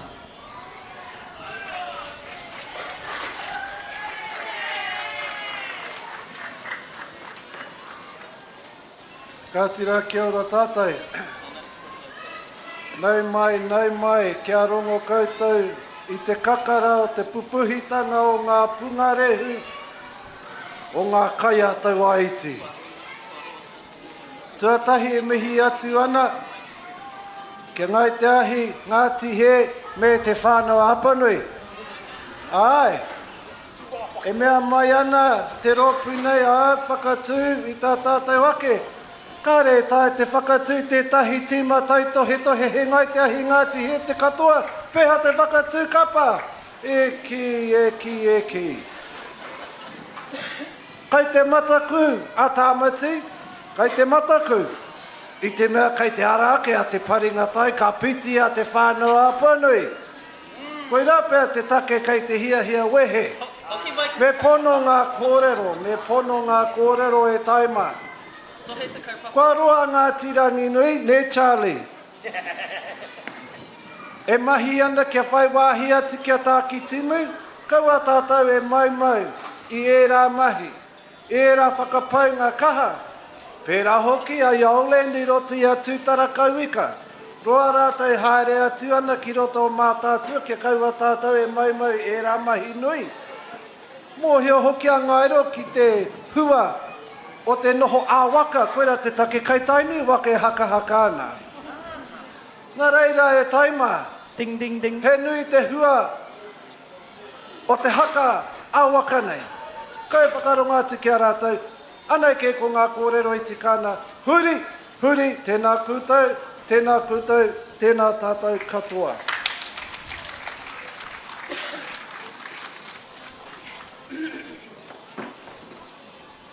Kia ora tātou, hei whakakapinga ake i tēnei taha.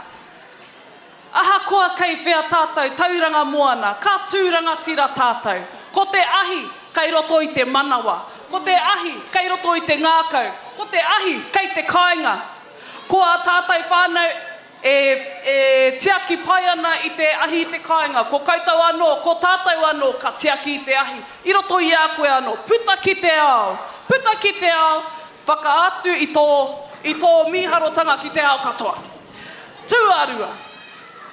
Me pono tātou, ki te taha ki ngā ture, me whai rōpū kia haere ngā rōpū. Pepehea te nui o te ua ki te kimi ngā kaihaka mo tēnei o ngā kaupapa i te whānau. E tino ua, ko tahi noiho te prakatihi o matakana kāre kore e rua pia kia ngai te ahi Ngāti He. Ka nui te ua ki te kimi, me whai prakatihi Matapihi, I mua i te tū, kaua ki te tū kotahi, ki te tū tuatahi, nō reira i te whānau, ki te hia tātou, i te haere ki te matatini, me haere tonu tātou, i o tātou haere, tūrangatira, ki te ao. Tēnā rā tātou katoa.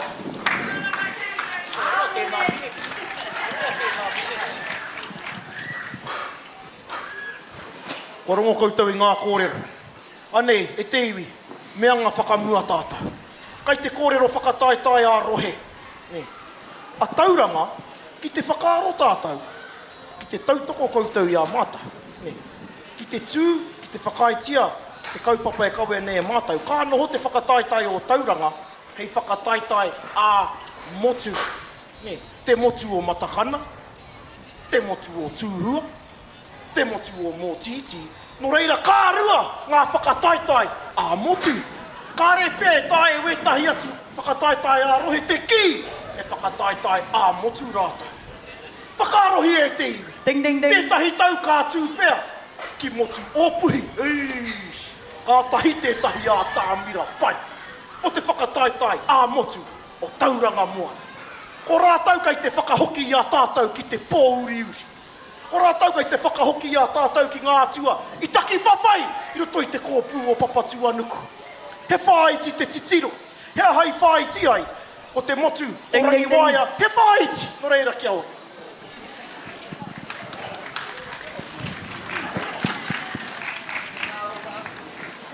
Apai homai anō te piki paki paki moa tātou kai kōrero e te whānei. I roto i te wā iti nei, toru te kauhekona nei, ka whiriwhiri ngā kai whakawā, kōhei ka hua, kōhei ka tō. Toru te kau, rua te kau mā iwa, rua te kau mā waru.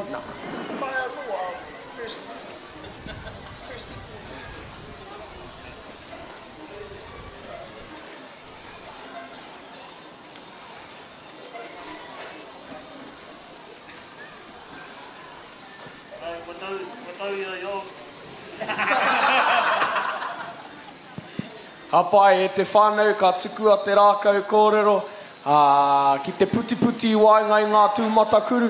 Mana, ki a koutou kōhei ka hua, kōhei ka toru.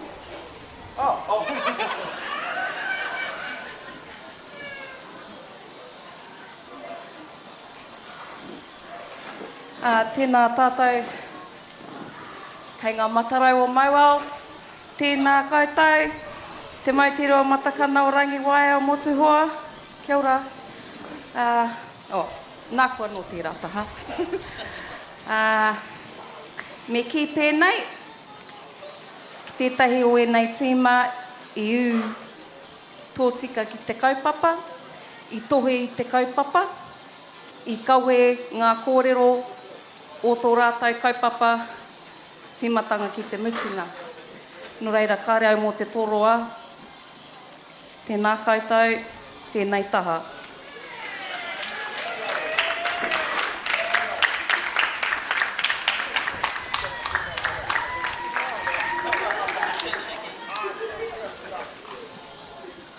Ka pai tātou, nā kua uti ngā mahi i tēnei wā, nā reira humai te piki paki mō ngā kai kōrero katoa, kua tū i tēnei rangi.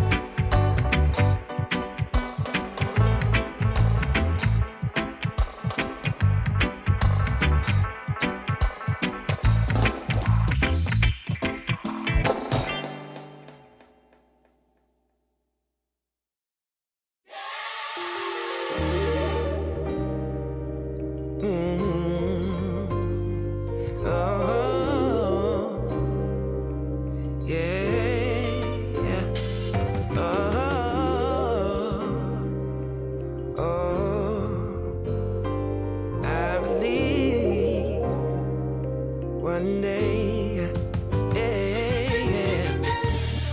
I believe in the future. I believe in the past. I believe what you truly desire, you can bring the past. All you need is a focus and a story to hold, and the faith that you can achieve what's inside your soul. Someday we'll make it on by.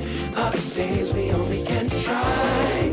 Either way, no matter what people say, either way, we're gonna get. Someday we'll make it on by. Someday. Other days we only can try. Either way, no matter what people say, either way, we're gonna get better. Know that you can make it. Hold it tight, cause they will try to take it. Keep it close, cause they will try to shake it. But whatever you do, don't let them break it. Cause these moments just a new chance to take into your own hands and shape the life you see inside your dreams. Someday we'll make it on by. Someday. Other days we only can try. Either way, no matter what people say. Either way, we're gonna get. Someday we'll make it on by. Someday we'll make it. Other days we only can try. Either way, no matter what people say. Either way, we're gonna get better. In your heart there lives a dream for your soul to master. From the moment that you breathe, get to chasing after. Yeah. All that you want, all that you ever dreamed. You can make anything of this life. Someday we'll make it on by. Other days we only can try. Someday we only try. No matter what people say. Either way, we're gonna get.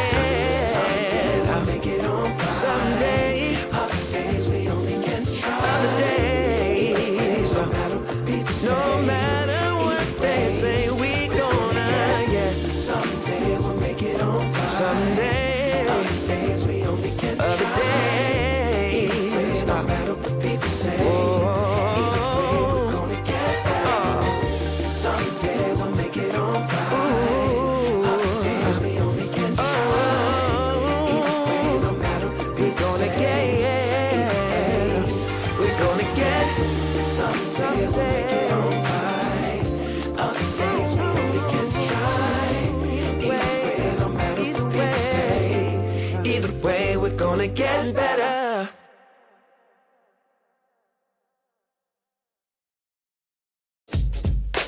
I know we'll make it right. We've been here before.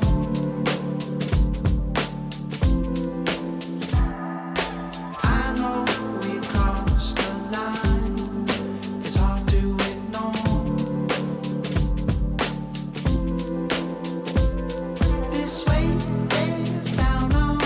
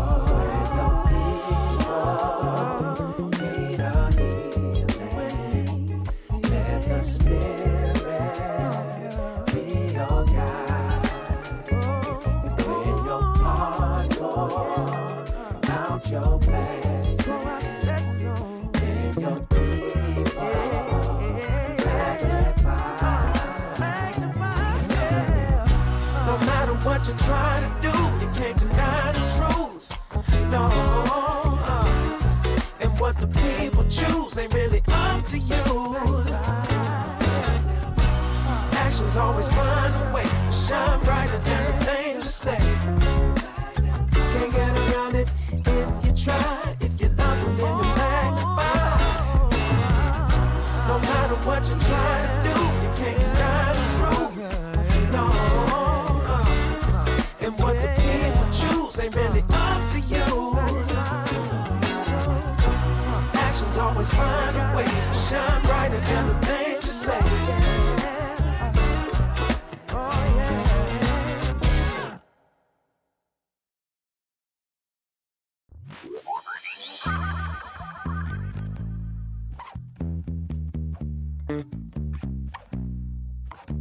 It's a strange kind of phase when you let go. Let your life flow like a river. Break away from material ego. You never know what's around the corner for you. We all got our beefs and struggles, but we keep on trying to hide it. Working so hard to keep it together. Maybe it's time that we let go. We're moving on one step at a time to something better.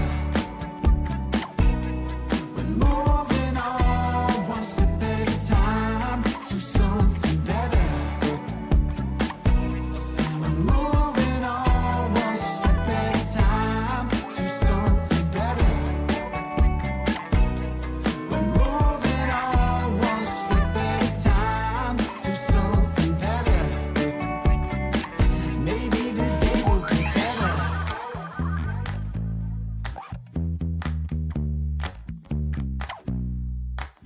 Okay, deep in a world of secrets, that's where you find the magic. Easy to disbelieve it, difficult to imagine. We are unstoppable if we break down the walls, yeah. We all got our beefs and struggles, but we keep on trying to hide it. Working so hard to keep it together. Maybe it's time that we let go. We're moving on one step at a time to something better.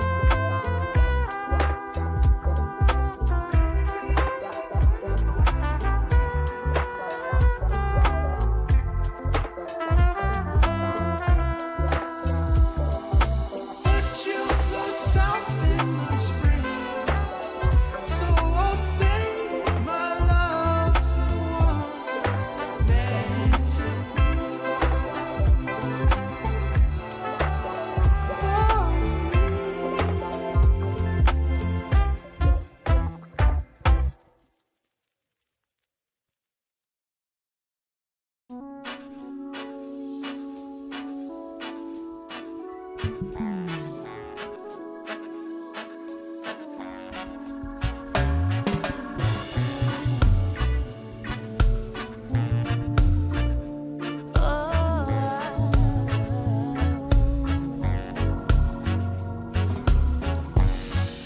the moment I saw you, when I looked in your eyes, thought that this could be trouble, but I wanted to try, 'cause I'm good at pretending that I'm not a mess, but you are the reason my heart beats through my chest.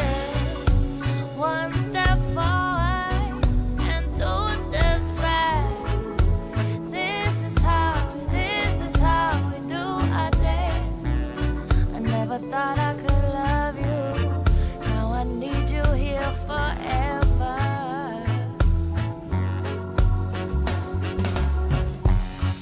And I know when we're fighting, all the things that we say, they don't hold any water.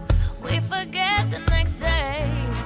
They say love makes you crazy, but I need you around.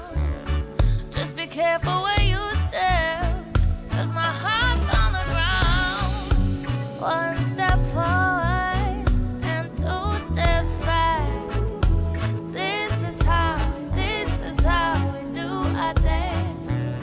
I never thought I could love you. Now I need you here forever. Oh,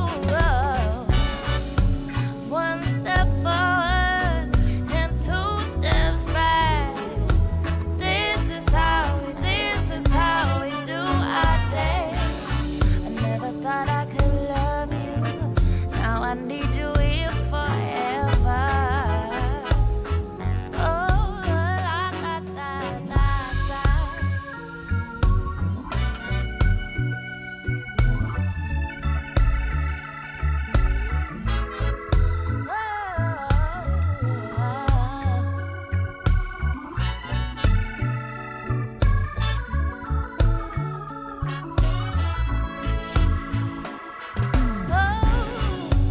One step forward and two steps back.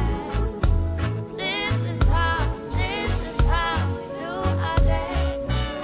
I never thought I could love you. Now I need you here forever.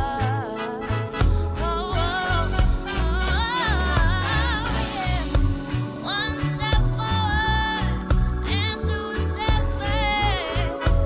This is how we do our dance. I never thought I could love you. Now I need you here forever.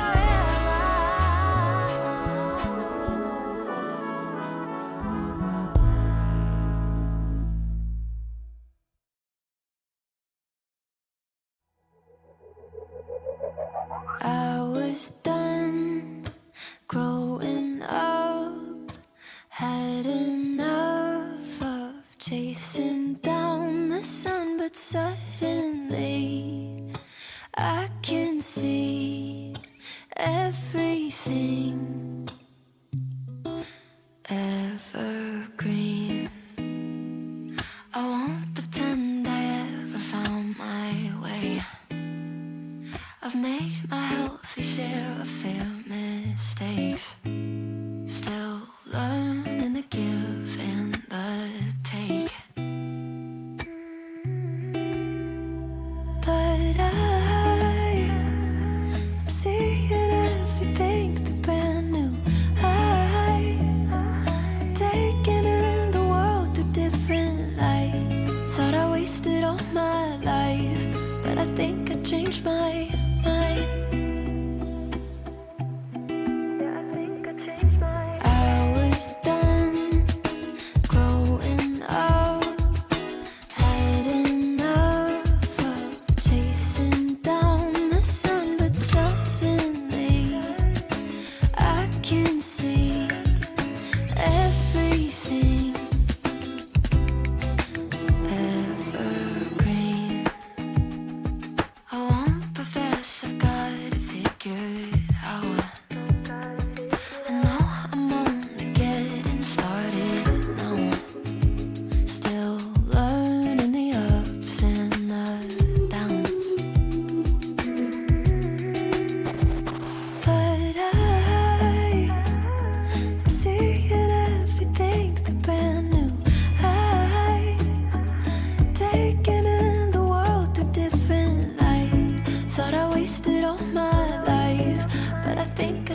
my mind. I was done growing up, had enough of chasing down the sun, but suddenly I can see everything.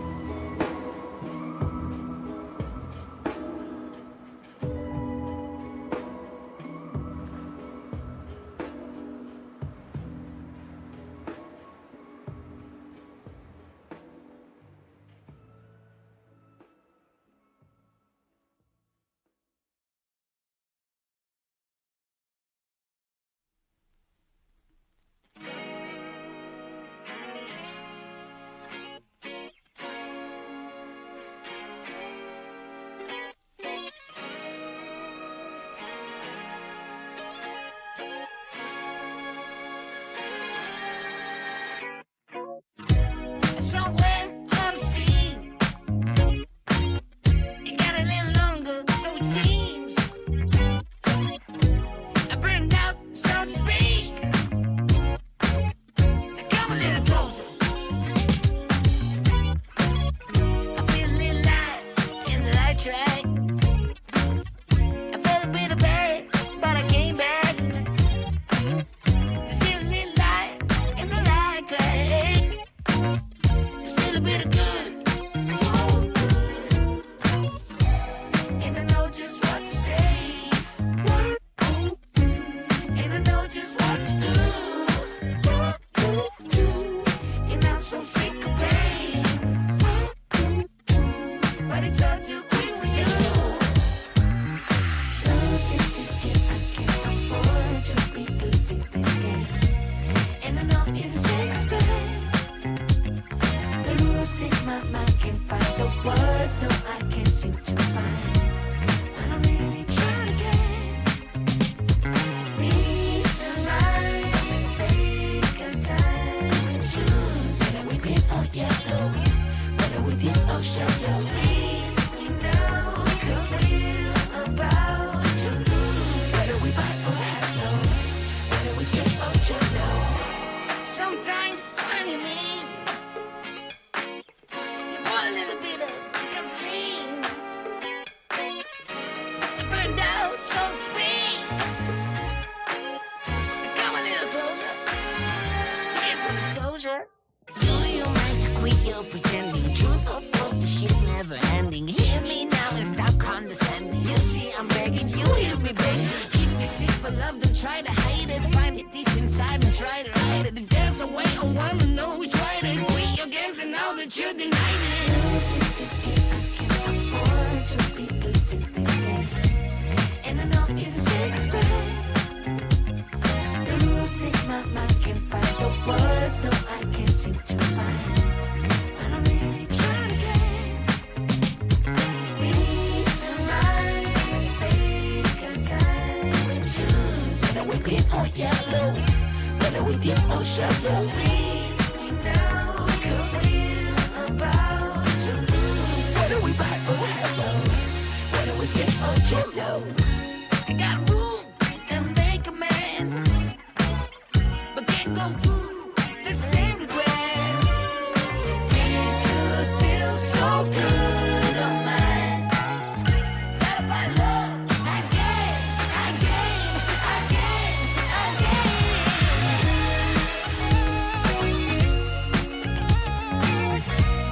And I know it's safe bad.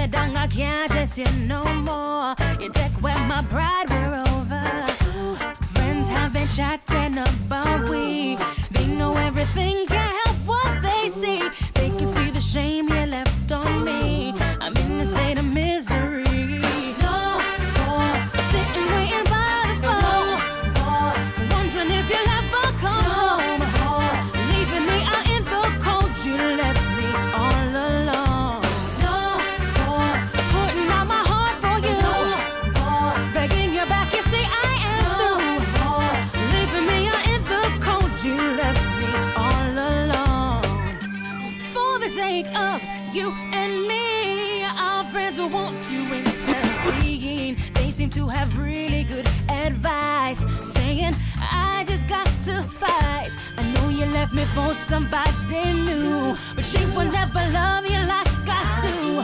My foolish heart don't wanna say goodbye, but I ain't got no tears to cry. No more sitting waiting by the phone, wondering if you'll ever come home. Leaving me out in the cold, you left me all alone. No more putting out my heart for you, begging you back, you see I am through. Leaving me out in the cold, you left me all alone. Only heaven knows how hard I tried to fight for you, to make you stay. I feel I've done all I can do.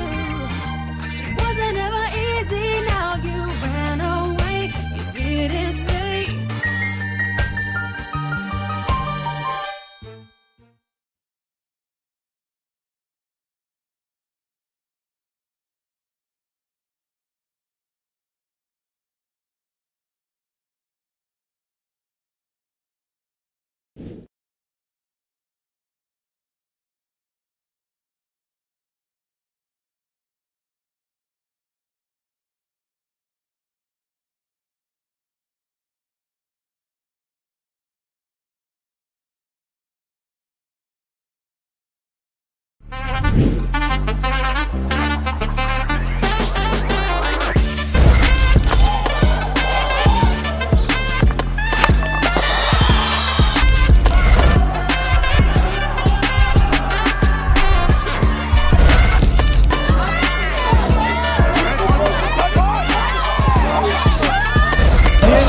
Two cutters through the middle. Aria for 3.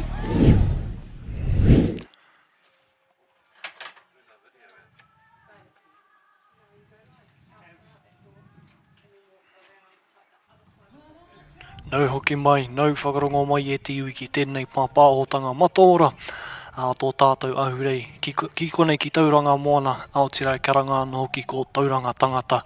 I ēnei rangi whakata roa e te iwi. E nau ma hoki mai, tarawhati teka tēnei, tētahi o kai pāpāho i taku taha nei, taku parata, ko tawangāto ko tēnei. Ko māua koutou hoha i tēnei rā. Kātahi anō, i tēnei wā e te iwi ko te wā whakatā, ko roa tā tātou wā whakatā, ne, te kimi hā, whakaki ngā puku, anō te rā whai wā te whakawhanaungatanga anō i imua i tā tātou hoki ngā ki ngā mahi ngā hau o te rā ki ngā mahi Kapa Haka, but te timatanga o te rā, he au whakaaro mo te timatanga marae. Ai, i puta te ihu ki runga i te papatū wai, pai te tūtaki ki etahi o ngā hoa, etahi o aku hoa me ki, etahi o ngā whānau, no te moana nei, not just the whānau you just see on a daily, always good to reconnect, hoki mai ki wēnei kaupapa, ki te kōrero, ki te whakawhanaunga, ki wānganui ngā whānau that you don't normally see. E mihi ana hoki pēr ki a tātou, ka wānake ngā whānau i konei, but koutou i te wā kāinga i te iwi, tātou whānau, our family, ki ahi tareiria, Australia, you fellas, watching all your fellas whānau on te tāmira. Mihi mai, mihia, atu anō kia koutou, man, it's been real cool. All the games, I think we got on the tāmira, they're finishing up the talent quest as well. We had the tau patu, I think a couple of heats or finals earlier on as well, which was real cool. But rana i tiwi, whakarite ana mātou to get into the wāhanga tuarua tō tātou rā. Ara ko ngaita marao hei timata i te wāhanga tuarua. Kia ora, whai muri a rātou, ara ko Ngāti Hangarau. Uits! Whai ana i a rātou ko Waimapu. Hei whakakopani aki ngā mahi Kapa Haka mo te rangi nei e hoa mā ara ko ngā mōrehu o te kore tūohu ara ko te piri rākau tērā. Anō e te iwi, wanna send a special shout out as well to all our kai tautoko of our ahurea, of our whitiwara, ko Local Gecko Productions anō, e whakahaere ana I tā mātou pāpāhotanga, ko māua, ko mātou rānei o Moana Radio anō, tētahi ara e kite ana ko Tauranga Moana Tauranga Tangata, Te Puna I Rangiriri Trust, e Tauranga City Council anō. Ara waihoki ko Te Waka Auaha Toi, Creative Bay of Plenty, Mātātua Incorporated, Society, and kind sponsors ara ko Matapihi Sports, e mihi ana ki a koutou katoa. I also forgot to mention whānau kia kaua tātou e wareware. Real cool kaupapa happening at the Hunga Tōroa club rooms. So kaua anake ki konei ki Te Papa o Matapihi, they got the whakaturanga toi exhibition at the Hunga Tōroa club rooms. I was there the other day. Getting a bit of a story. Oh, bro, rawe. Some of the mahi in there are mean as, man. Yeah. And they got a mean display as well. It's nicely set up. Shout out to our whaia, marae Timutumu and Aroha Noa Matthews, ko rauā etahi o ngā kai whakahaere. They were there setting it up as well. And yeah, I think some of the mahi is on, or is available to purchase too. They got stickers of like all the whakamaramatanga, and yeah, you can purchase some of the mahi as well. And it's all local mahi too, from all our marae, so real mean. Yeah, also seeing just the calibre of rangatahi me o rātou mahi toi I e neira. Just seeing, yeah, their standard of mahi is beautiful to see. As you can see on the stage, bit of a local famous wahine tēnei. You might know her from Kerala, but yeah, hey, if she takes it out, then look, you'll know why. This is the talent quest whānau they're doing right now. Yeah. Was she in there? Oh, special guest. She's a special guest whānau. O reire hoa mā, I tēnei wā ka, ka whakawhiti atu koutou ki te ātāmira, mautonu mai ki tēnei whakapāotanga. Ākua nei ko maharaia ai ta mara waho.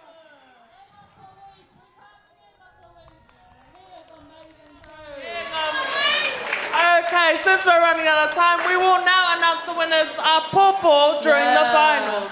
But thank you all for joining us today. Please tote to our stores out there, grab something to eat, and cheer loudly for our contestants when we resume tomorrow with the finals. We appreciate the hard work of every participant, judge, and organizer. Nō reira, tēnā koutou, tēnā koutou, tēnā koutou katoa. Ngā mihi!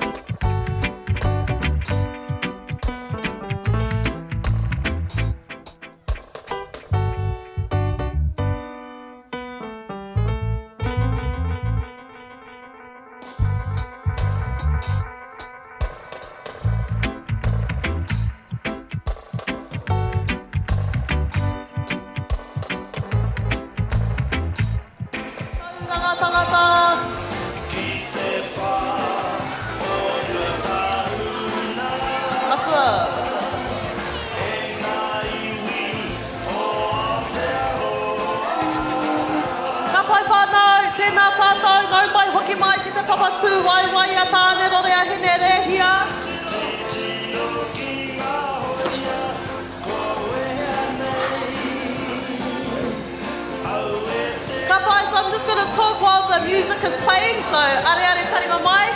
I tēnei wā ko tō tātou kapa ko te Kapa Haka o maharaia. Ko hūria me te ake ngā marae, ko ngai tamarāwaho, tēnā koe, ko ngai tamarāwaho, ko ngā tī mate pū, te hapū, ko ngā kaiako, ko kukatu kaukau, Ko te kaitātaki wahine, ko hine moata, ko te kaitātaki tāne, ko kuka tūkākau. E te whānau, ka haururu mai te whenua mo tēnei o ngā kapa. Whānau nei ngā kōrero mo te kapa nei. Timatai a maharaia Kapa Haka i te tau 1912, ko etahi o koutou i reira. Whai muri rawa i tōna matenga o ngā kaiako i aua wā, ko ānaru kohu, ko nei isi ngā toko, rātou ko Mere Lucas. Kua roa nei a maharaia e takahi nei ngā kaupapa ki te kingitanga, mai ngā tau ono te kau, a moro ki noa nei hoki. He kapa e pupuri nei ngā ōhaki o mātou tūpuna, arā ko te wānanga, ko te whakatinana mai i tēnei mea, tamarawa ho mana motu ake. I te rā nei, he kano hikitea, he hoki ngā mahara, he pupu ngā roha, he heke ngā roa mata. Tauranga Moana Tauranga Tangata, Matapihi kura nui mai whārero ahuri noa i te waipū ki te mānia, he pupuri nei, i te mauri o te kaupapa nei, tēnā koutou. No reira e te iwi watu te piki paki paki ki te Kapa Haka o Maharaia.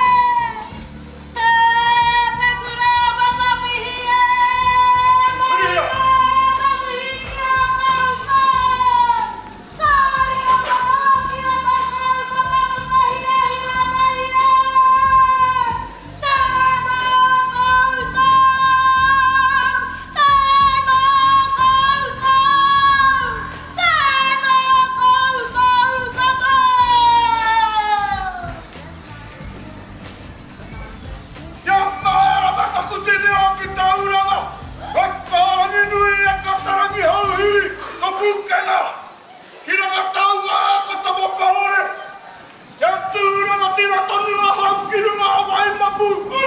Nā kahu māia, ko tahuri whakanui. Piki ana upi te ahi kaura. Nō nau, hi ta taumata, hi teri, ia tamara waho. Whakarangara!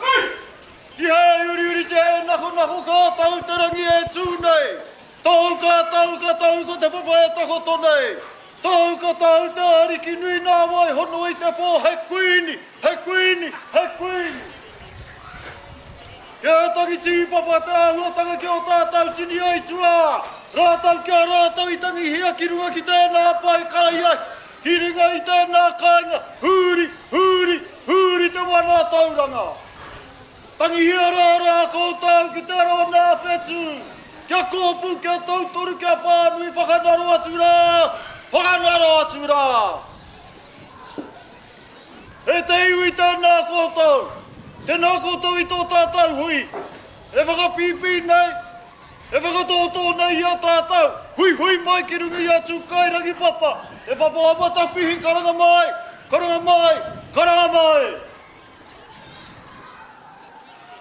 Raupi mai ana tamarawa hoki te whakatau I te reo karanga I tō tātou kaupapa te hui ahurei a Tauranga Moana Tauranga Tangata tātou E kapua pipi nei te rangi nei tēnā kōtou Kaina iwi tēnā kōtou Ka toro ia te koroa taku pāpā E karanga atu nei ki nā tai pakeke Haere ake kōtou ki nā prakati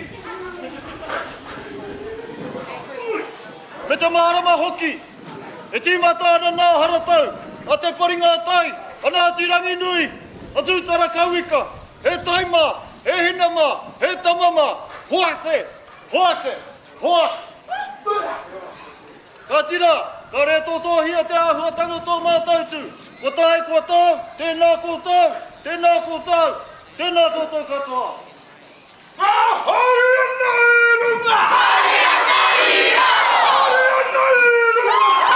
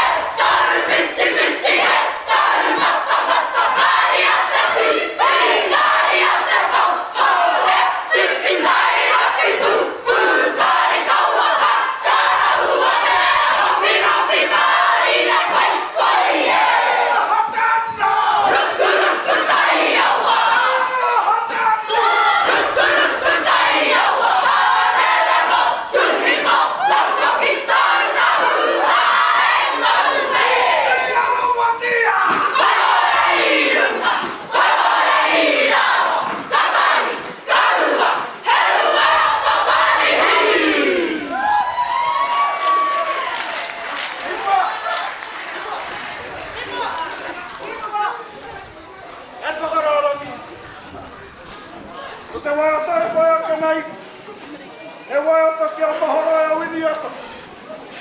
Arika tiki nā noi tana kōrero. I nā aroa atu ana te oranga ki ngā mea pai.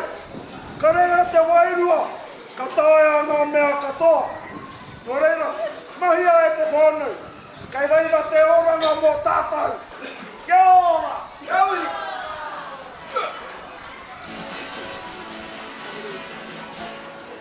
Ahurei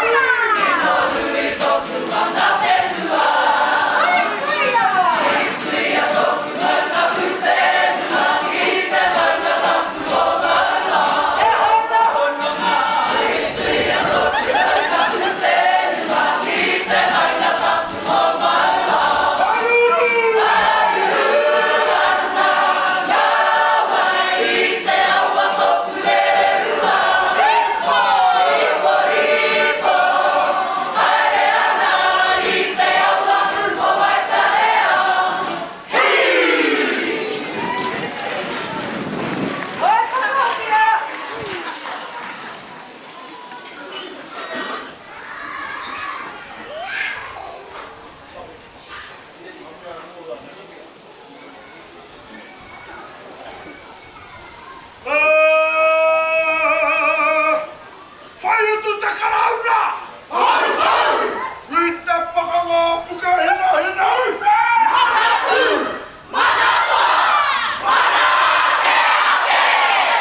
I te marama o pipiri i te arua te kaumātahi!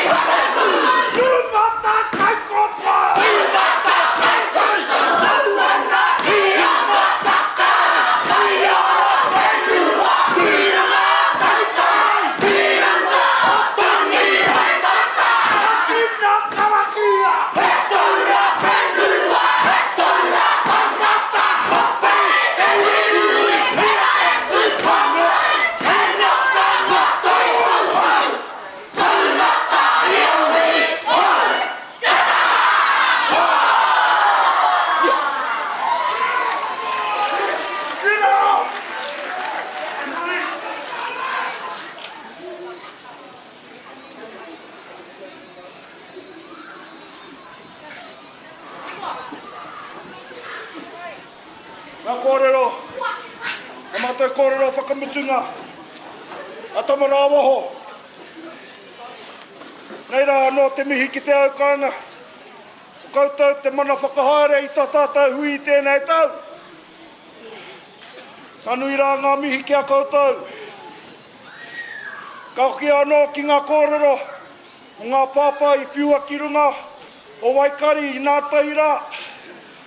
Kia kaha tātou, ki te pupuri, tō tātou mana Māori motu hake, mana moana, mana whenua. Me mutu tēnei kawanatanga, te takahi a tātou.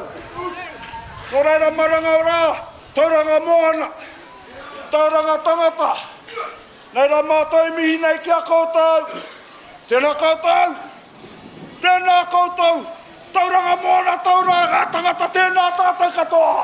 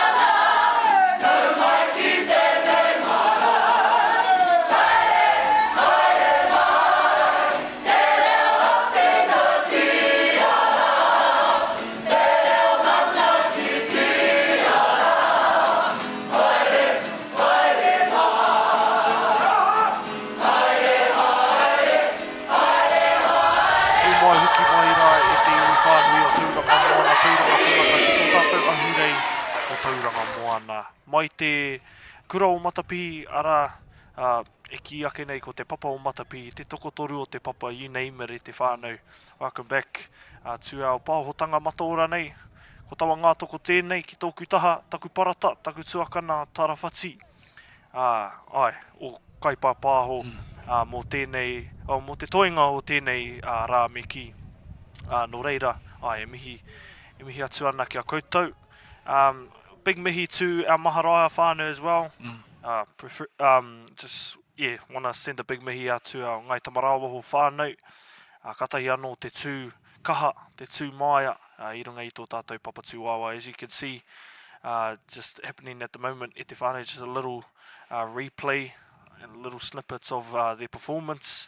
And beautiful there, Nani Maki in her element. Yeah, I was trying to focus in, trying to find our mate Tawa. He's from that there. Is he up there? No.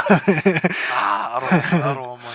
Nah, mihi ana, tautoko ana, ngā mihi marae, maharaia. Ngai tamaraho tēnā koutou. I'm just very excited for the next ropu, man. I think they're going to be the best. Kua i rātou, kua. Oh yeah, whānau, as we're looking at these whakau, we do got a few more ropu left for today. I think the next one called Ngāti Hangarau.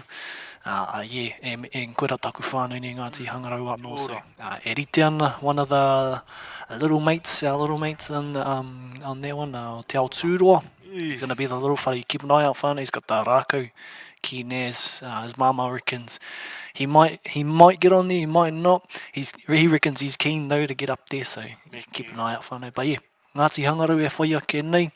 And then whai ana I a rātou ko Waimapu.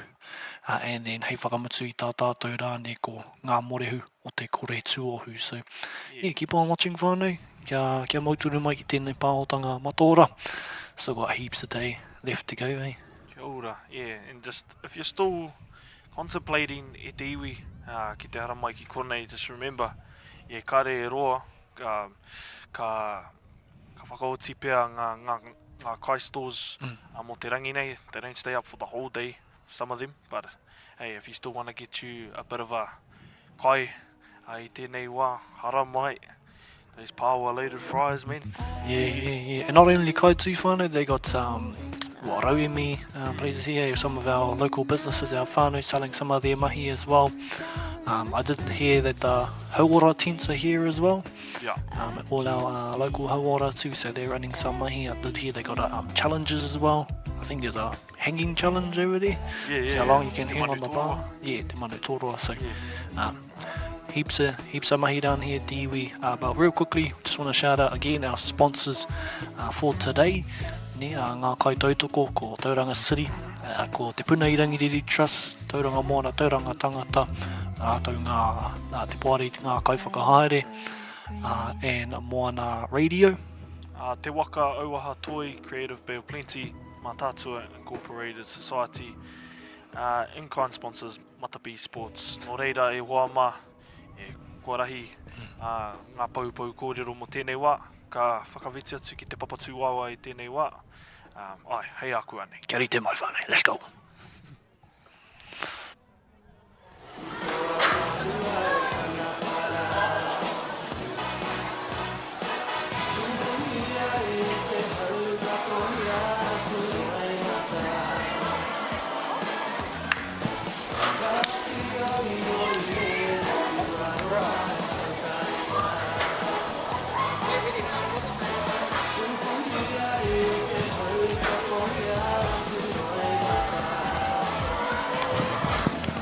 Kia ora anō e te whānau.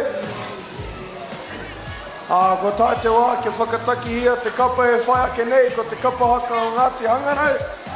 Ko te kai tātaki wāhine, ko kura reihana. Ko te kai tātaki tāne, ko ho haia reihana. Ko te kai karanga, ko Rian Smith. Ko te kai kōrero, ko tētahi o rātou. Ko ngā kōrero mo te kapa nei, kei roto I te whai kōrero a te kai kōrero. Nō reira e te iwi, hoatu te piki paki ki te Kapa Haka o Ngāti Hangarau.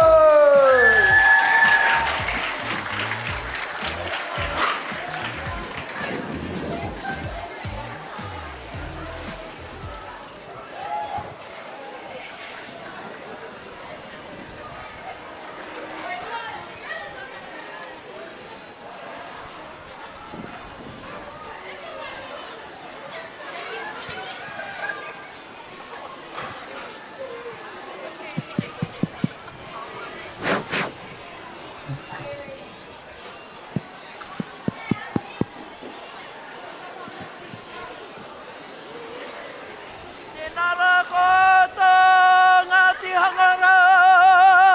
Āra mai runga i te atamira. Ki te iwi kua hui hui mai ne. Kia whakarongo kia koutou. Kawe a mai ngā huatonga o koutou mate. Āra mai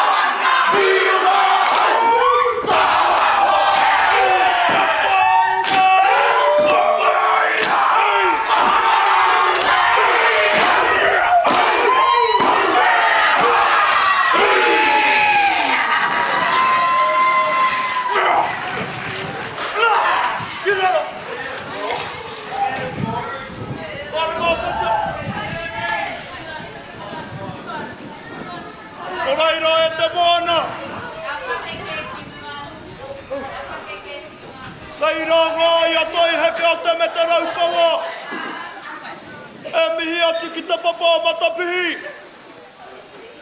E mihi atu ki ngā iwi, ki ngā hapū o Tauranga Moana. Wai tarangi iwi, tai ka mihi. Mai tūkairangi, tai ka mihi. Te papa o Matapihi, kia orara!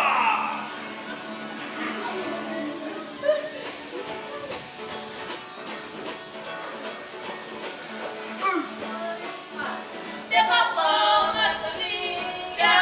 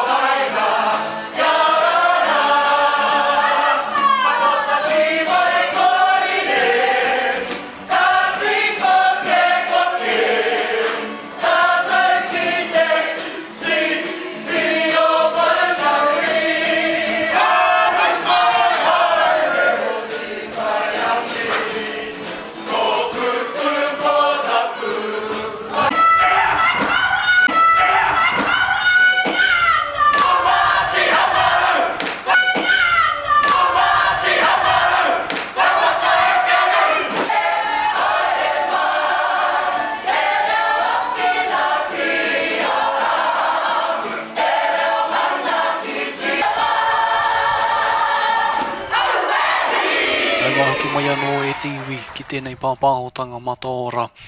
Ko māua ko tawa tōku hoa, tawa māua ko tarawhati e ne noho nei kia koutou. Me mihi kātika ki tērā rōpū kātahi anō ka heke i te tāmina, te rōpū pairawa o te ao. Koera te whānau nei o Ngāti Hangarau e te iwi kātahi anō ka oti tā rātou tū. Min rawa tā rātou tū anō te mano ko ia ne, ko aupea tētai me hāre atu I reira te noho engari kei konei au. I tēnei wāsa, I mātakitaki ki te inga whanau. Māwatai. Māwatai. Kei te pō. E noho nei te whare, but mean te tau atu e te iwi o te rai te whānau. Still got a couple of rōpū left, so make sure you follow stick around for that. But yeah, hau whakaora mā bro. Pai rawa te tū o Ngāti Hangarau e te iwi. Kei te ki te ake I runga I te pauka whakaata.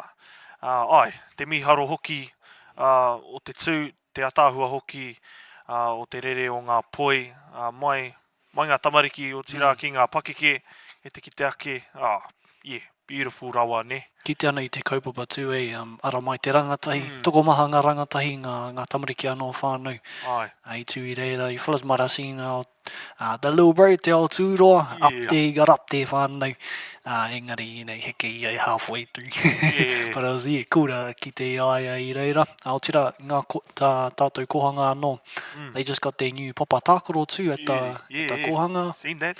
Yeah, so, mihi ana. Anō ki a tātou I tamariki. No reira I hoa mā just on that kaupapa o Rangatahi, kia maumahara tonu mai tātou, kei te hoki mai te whakataetai mana kuratahi o te motu ki roto I a Tauranga Moana I tēnei tau. No reira, kare e roa ka tū tō tātou kaupapa ki o hotu taihi, a tērā wiki ka pai. No reira, as you might know, our kaupapa o mana kuratahi, the Kapa Haka Nationals, Primary School Nationals, is coming back to Tauranga this year, and they'll be kicking off next Sunday with the pōhiri at Mercury Arena, and then followed on their whole week, Monday to Friday, is the straight hakas. 5 days of Kapa Haka, The biggest, I think, turnout of kapa and kura I tēnei tau. True. I'm guessing, I think it's about 50 or 60 groups, something like that. Gotta be 5 days worth, right? Yeah. Far out. So, we got, e whāngā rōpū e whakakanohi nei I te moana, ara ko te pūwhāriki, te kura o maunga tapu tērā, te whānau o te maru hauhake, te kura takawainga o Tauranga, te kura kaupapa Māori o, te kura kōkiri tētai ne. And then, ko Matapihi o ko? Nah. O te pau e? Yeah, o te pau. Ko te pau. Yes, o te pau. Kāna. Kari kuhu atu a Matapihi tēnei tau. I'm just so used to seeing Matapihi in there, whānau. Yeah, previous tau, yeah, there always been a bit of a, I guess, bit of a top dog and bit of a standout. Yeah, but hey, kei te pai tērā, because yeah, wharekura is another one that normally scrapes in, but hey, just ki te ake I te caliber, me te taumata o te ao haka I wēnei rā, kei runga noa atu, taku parata. Especially e rā rōpu ei, ka whakakanui I a mātou, hei tērā wiki te manako I a, I think some of them are here, but ka hoki atu ki te, ki a rātou wānanga, getting ready, another week ahead, so yeah, hei kaka ana. Yeah, I was just talking to one of my little cousins as well. I tū te dress rehearsal o Te Kura kōkiri I Nanahi rā, I think. Yeah. And yeah, I tēnei rā tonu, kei te tū te dress rehearsal o Te Kura takawanga o Tauranga, te whānau o te maro hauhaki, ki Te Kura tamatāne o Tauranga. Bit of a closed dress rehearsal, but yeah. I'm just saying that anyway. I don't know if I should be saying that. It's a closed dress rehearsal, but oh well. I just wanted to put it out there. Yeah, we'll be heading there after this just to support my little brother. Yeah, year 8 this year, so yeah, last stand for his intermediate, so yeah.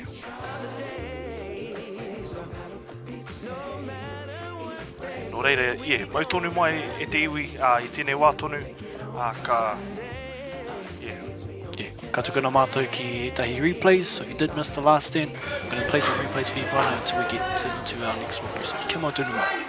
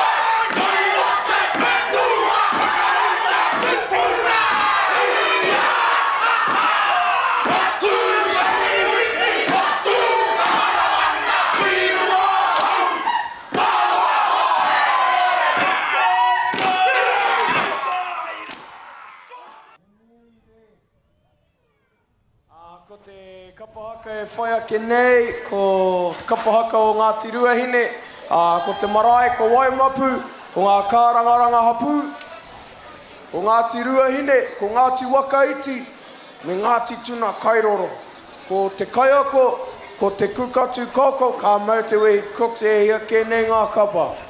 kai tātaki, ko ngā kai tātaki wāhine, ko Maila Lea Poingo, rāua ko Emilia Williams, ko te kai tātaki tāne, ko Cooney Williams, ko te reo karanga, ko Ruahine Watson, ko te pū kōrero, ko Cooney Williams, ko te manawa taki o te kapa, ko te kukatu kaukau. He kōrero mo te kapa, he honoro, he kororia ki te atua, he maungarongo ki te whenua, he whakaro pai ki ngā tāngata katoa, kororia ki tōna ingoa tapu. Āmine. I timata tēnei kapa e iwa tau ki muri i te taurua mano te kaumaono, ko tō mātou tūtuatahi ki te QE2, tuarua ki te mautere o matakana i tērā tau, rua mano rua te kaumātoru. Kei konei anō mātou ko hoki mai i tēnei rā. Ko tō mātou kaupapa he whakarauora i tō mātou Ngāti Ruahinetanga. He whakahono anō i o mātou whānau ki tō rātou marae o Waimapu me te hāpai ake i te whakapono me ngā karakia whakamoemiti o te hāhi ringatu. Nō reira ka Ahurei nui ake i enei kōrero e hoa mā. Ho atu te piki paki paki ki te Kapa Haka o Ngāti Ruahine.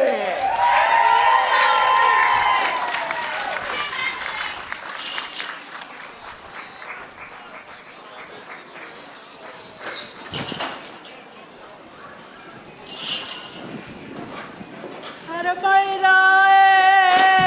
āra mai te ropu o waipu, hapū, pakeke mai, ki runga ki te āta, mira ki te whakanui, te kapa o tēnei.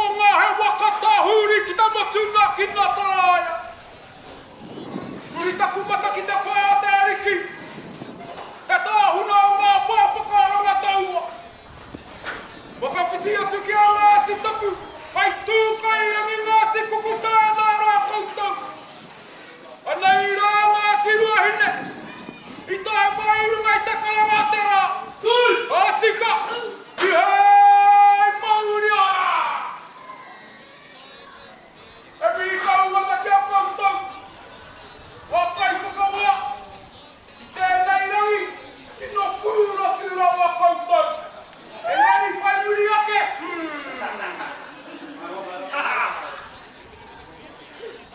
Ia koutou rā te haukaina. Koutou e haupai. Koutou ngā ringa whero. Ngā ringa haupai. Koutou rā i whakaeriteiri te i tēnei. Kaupapa mo tātou. Ngā uri whakaeke a Tauranga Moana. Tēnei te minga tu kia ngā tirangi nui. Mai tārangi. Ngā tu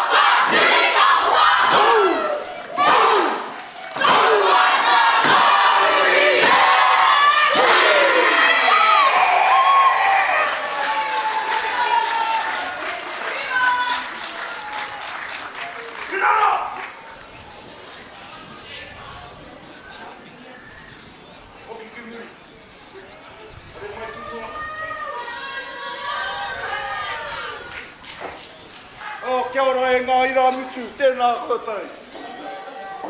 Anei ngā kupu whakamutu a ngā tirua hite kia koutou. Kei ngā huanga o Tauranga Moana. Kā te kōrero whakamutu. Ka hoki mātou, te kōpatarau. Kia rewa rai te ia, kia whanui. Kia hoki, ki tūtara wānanga. Kia hoki, ki te whārangiwi a tamatea. Kia hoki, ki te tangiwa ta kupere, kirunga o waimaku.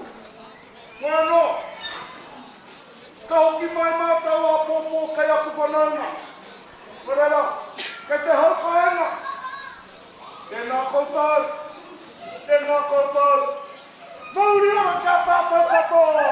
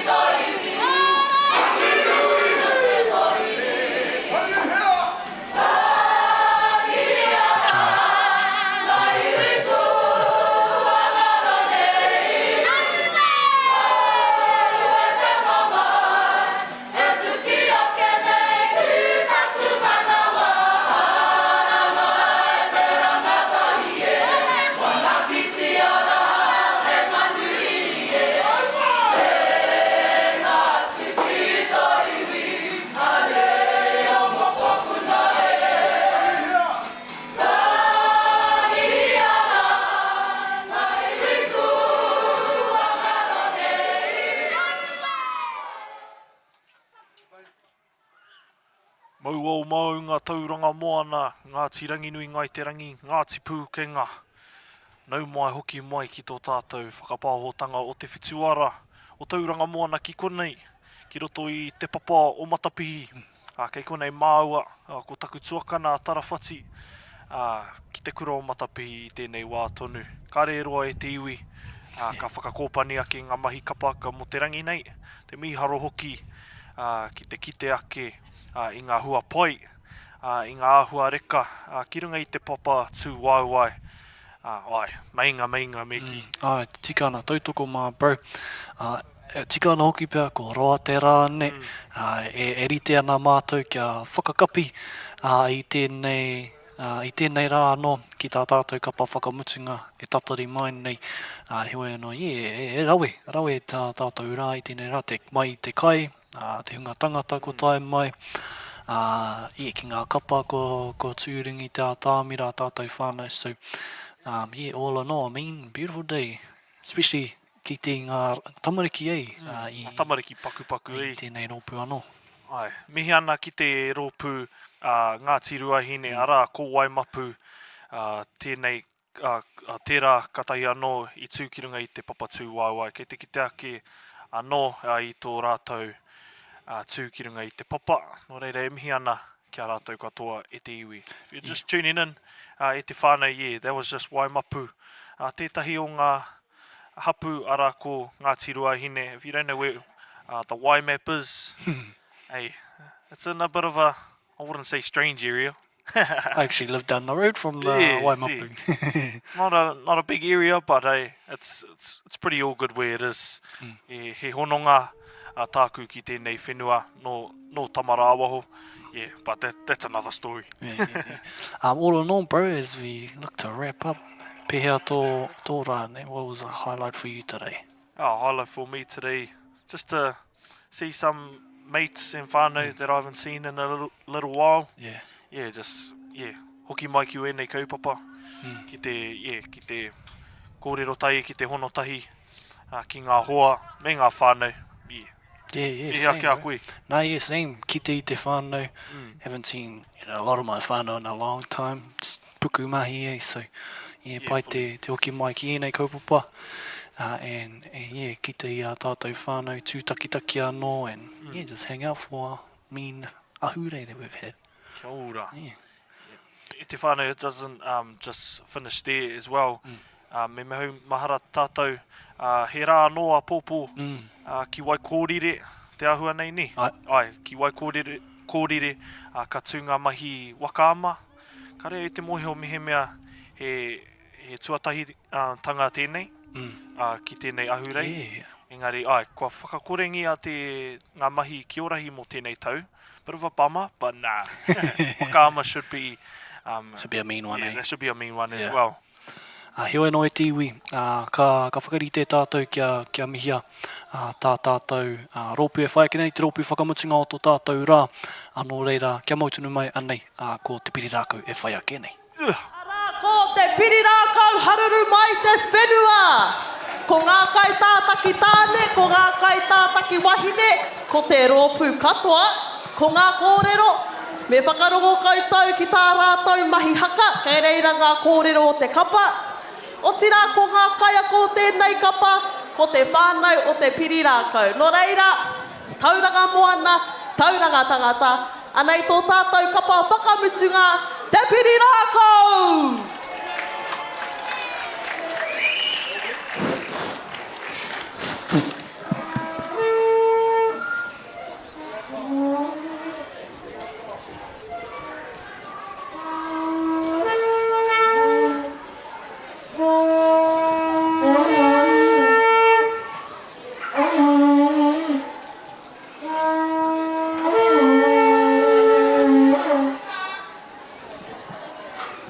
Haere mai rā te whānau o te piri rākau e.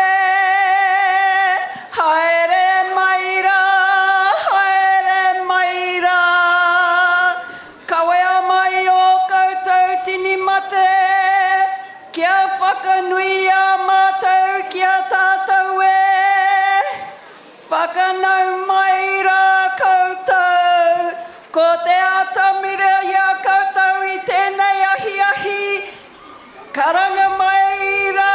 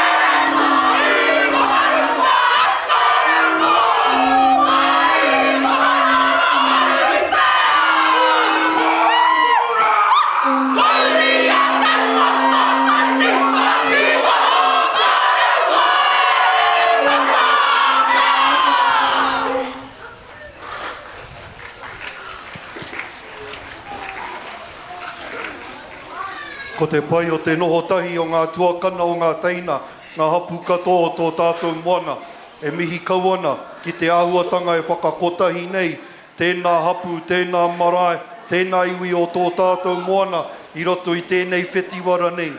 Kia kite i te kōtahitanga, e moe ati a tātou tūpuna, ka kite i te whakawhanaungatanga, e hia ana e tō tātou ariki a kuini ngā wai hono i te pō. Ka kite i te whakawhanaketanga o tō tātou reo, o a tātou tikanga, i roto i ngā mahi whakakotahi nei te whetiwara, tēnā koutou i runga i ngā ahuatanga.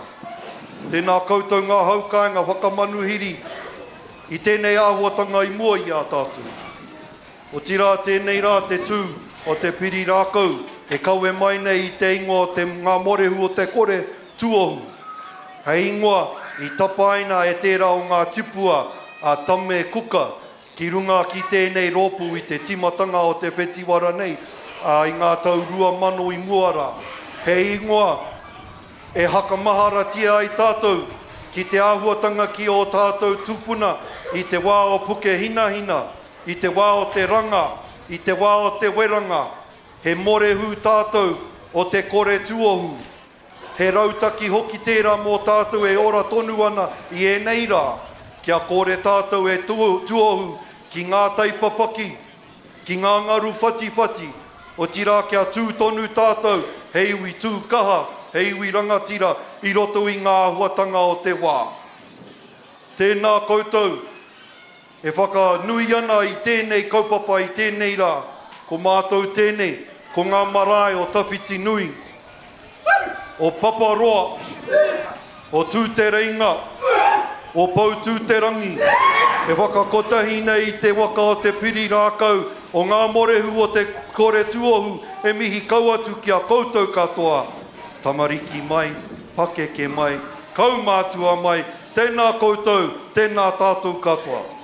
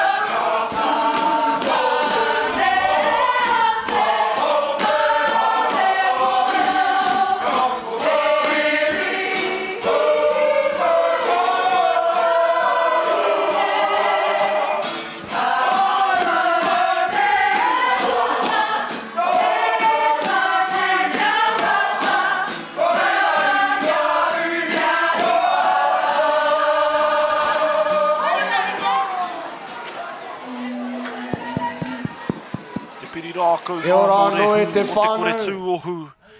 Kei hea rā ngā kupu e te whānau. Tēnā rā koutou. Katahi anō i puta i te papatū waiwai. Katahi anō ko te tūkaha, te tū maia. Ai, tēnā koutou. Ai, tautoko ana tēnā koutou, te piri rākau. Ko whakaoti a tā tātou rāne, anō, me mihi kā tika ki ngā rōpū katoa, ngā marae, ngā hapū, ngā iwi katoa tō tātou moana, ko koutou te take, ne, ko pai, ko rere pai ngā mahi i tēnei rā, so mihi ana ki a tātou whānau katoa. We're quite ready to wrap up now, whānau. Tēnā koutou ne mo te mātakitaki mai. Hopefully you fellas have enjoyed tēnei pāpāhotanga at home as well. But ka kore pia tēnei kaupapa e tū ki te kore a tātou kai tautoko. Wouldn't be me and kaupapa whānau without our sponsors. So a quick, again, shout out to all our kai tautoko Tauranga City, Tūpuna i Rangiriri Trust, Tauranga Moana Tauranga Tangata, Moana Radio anō.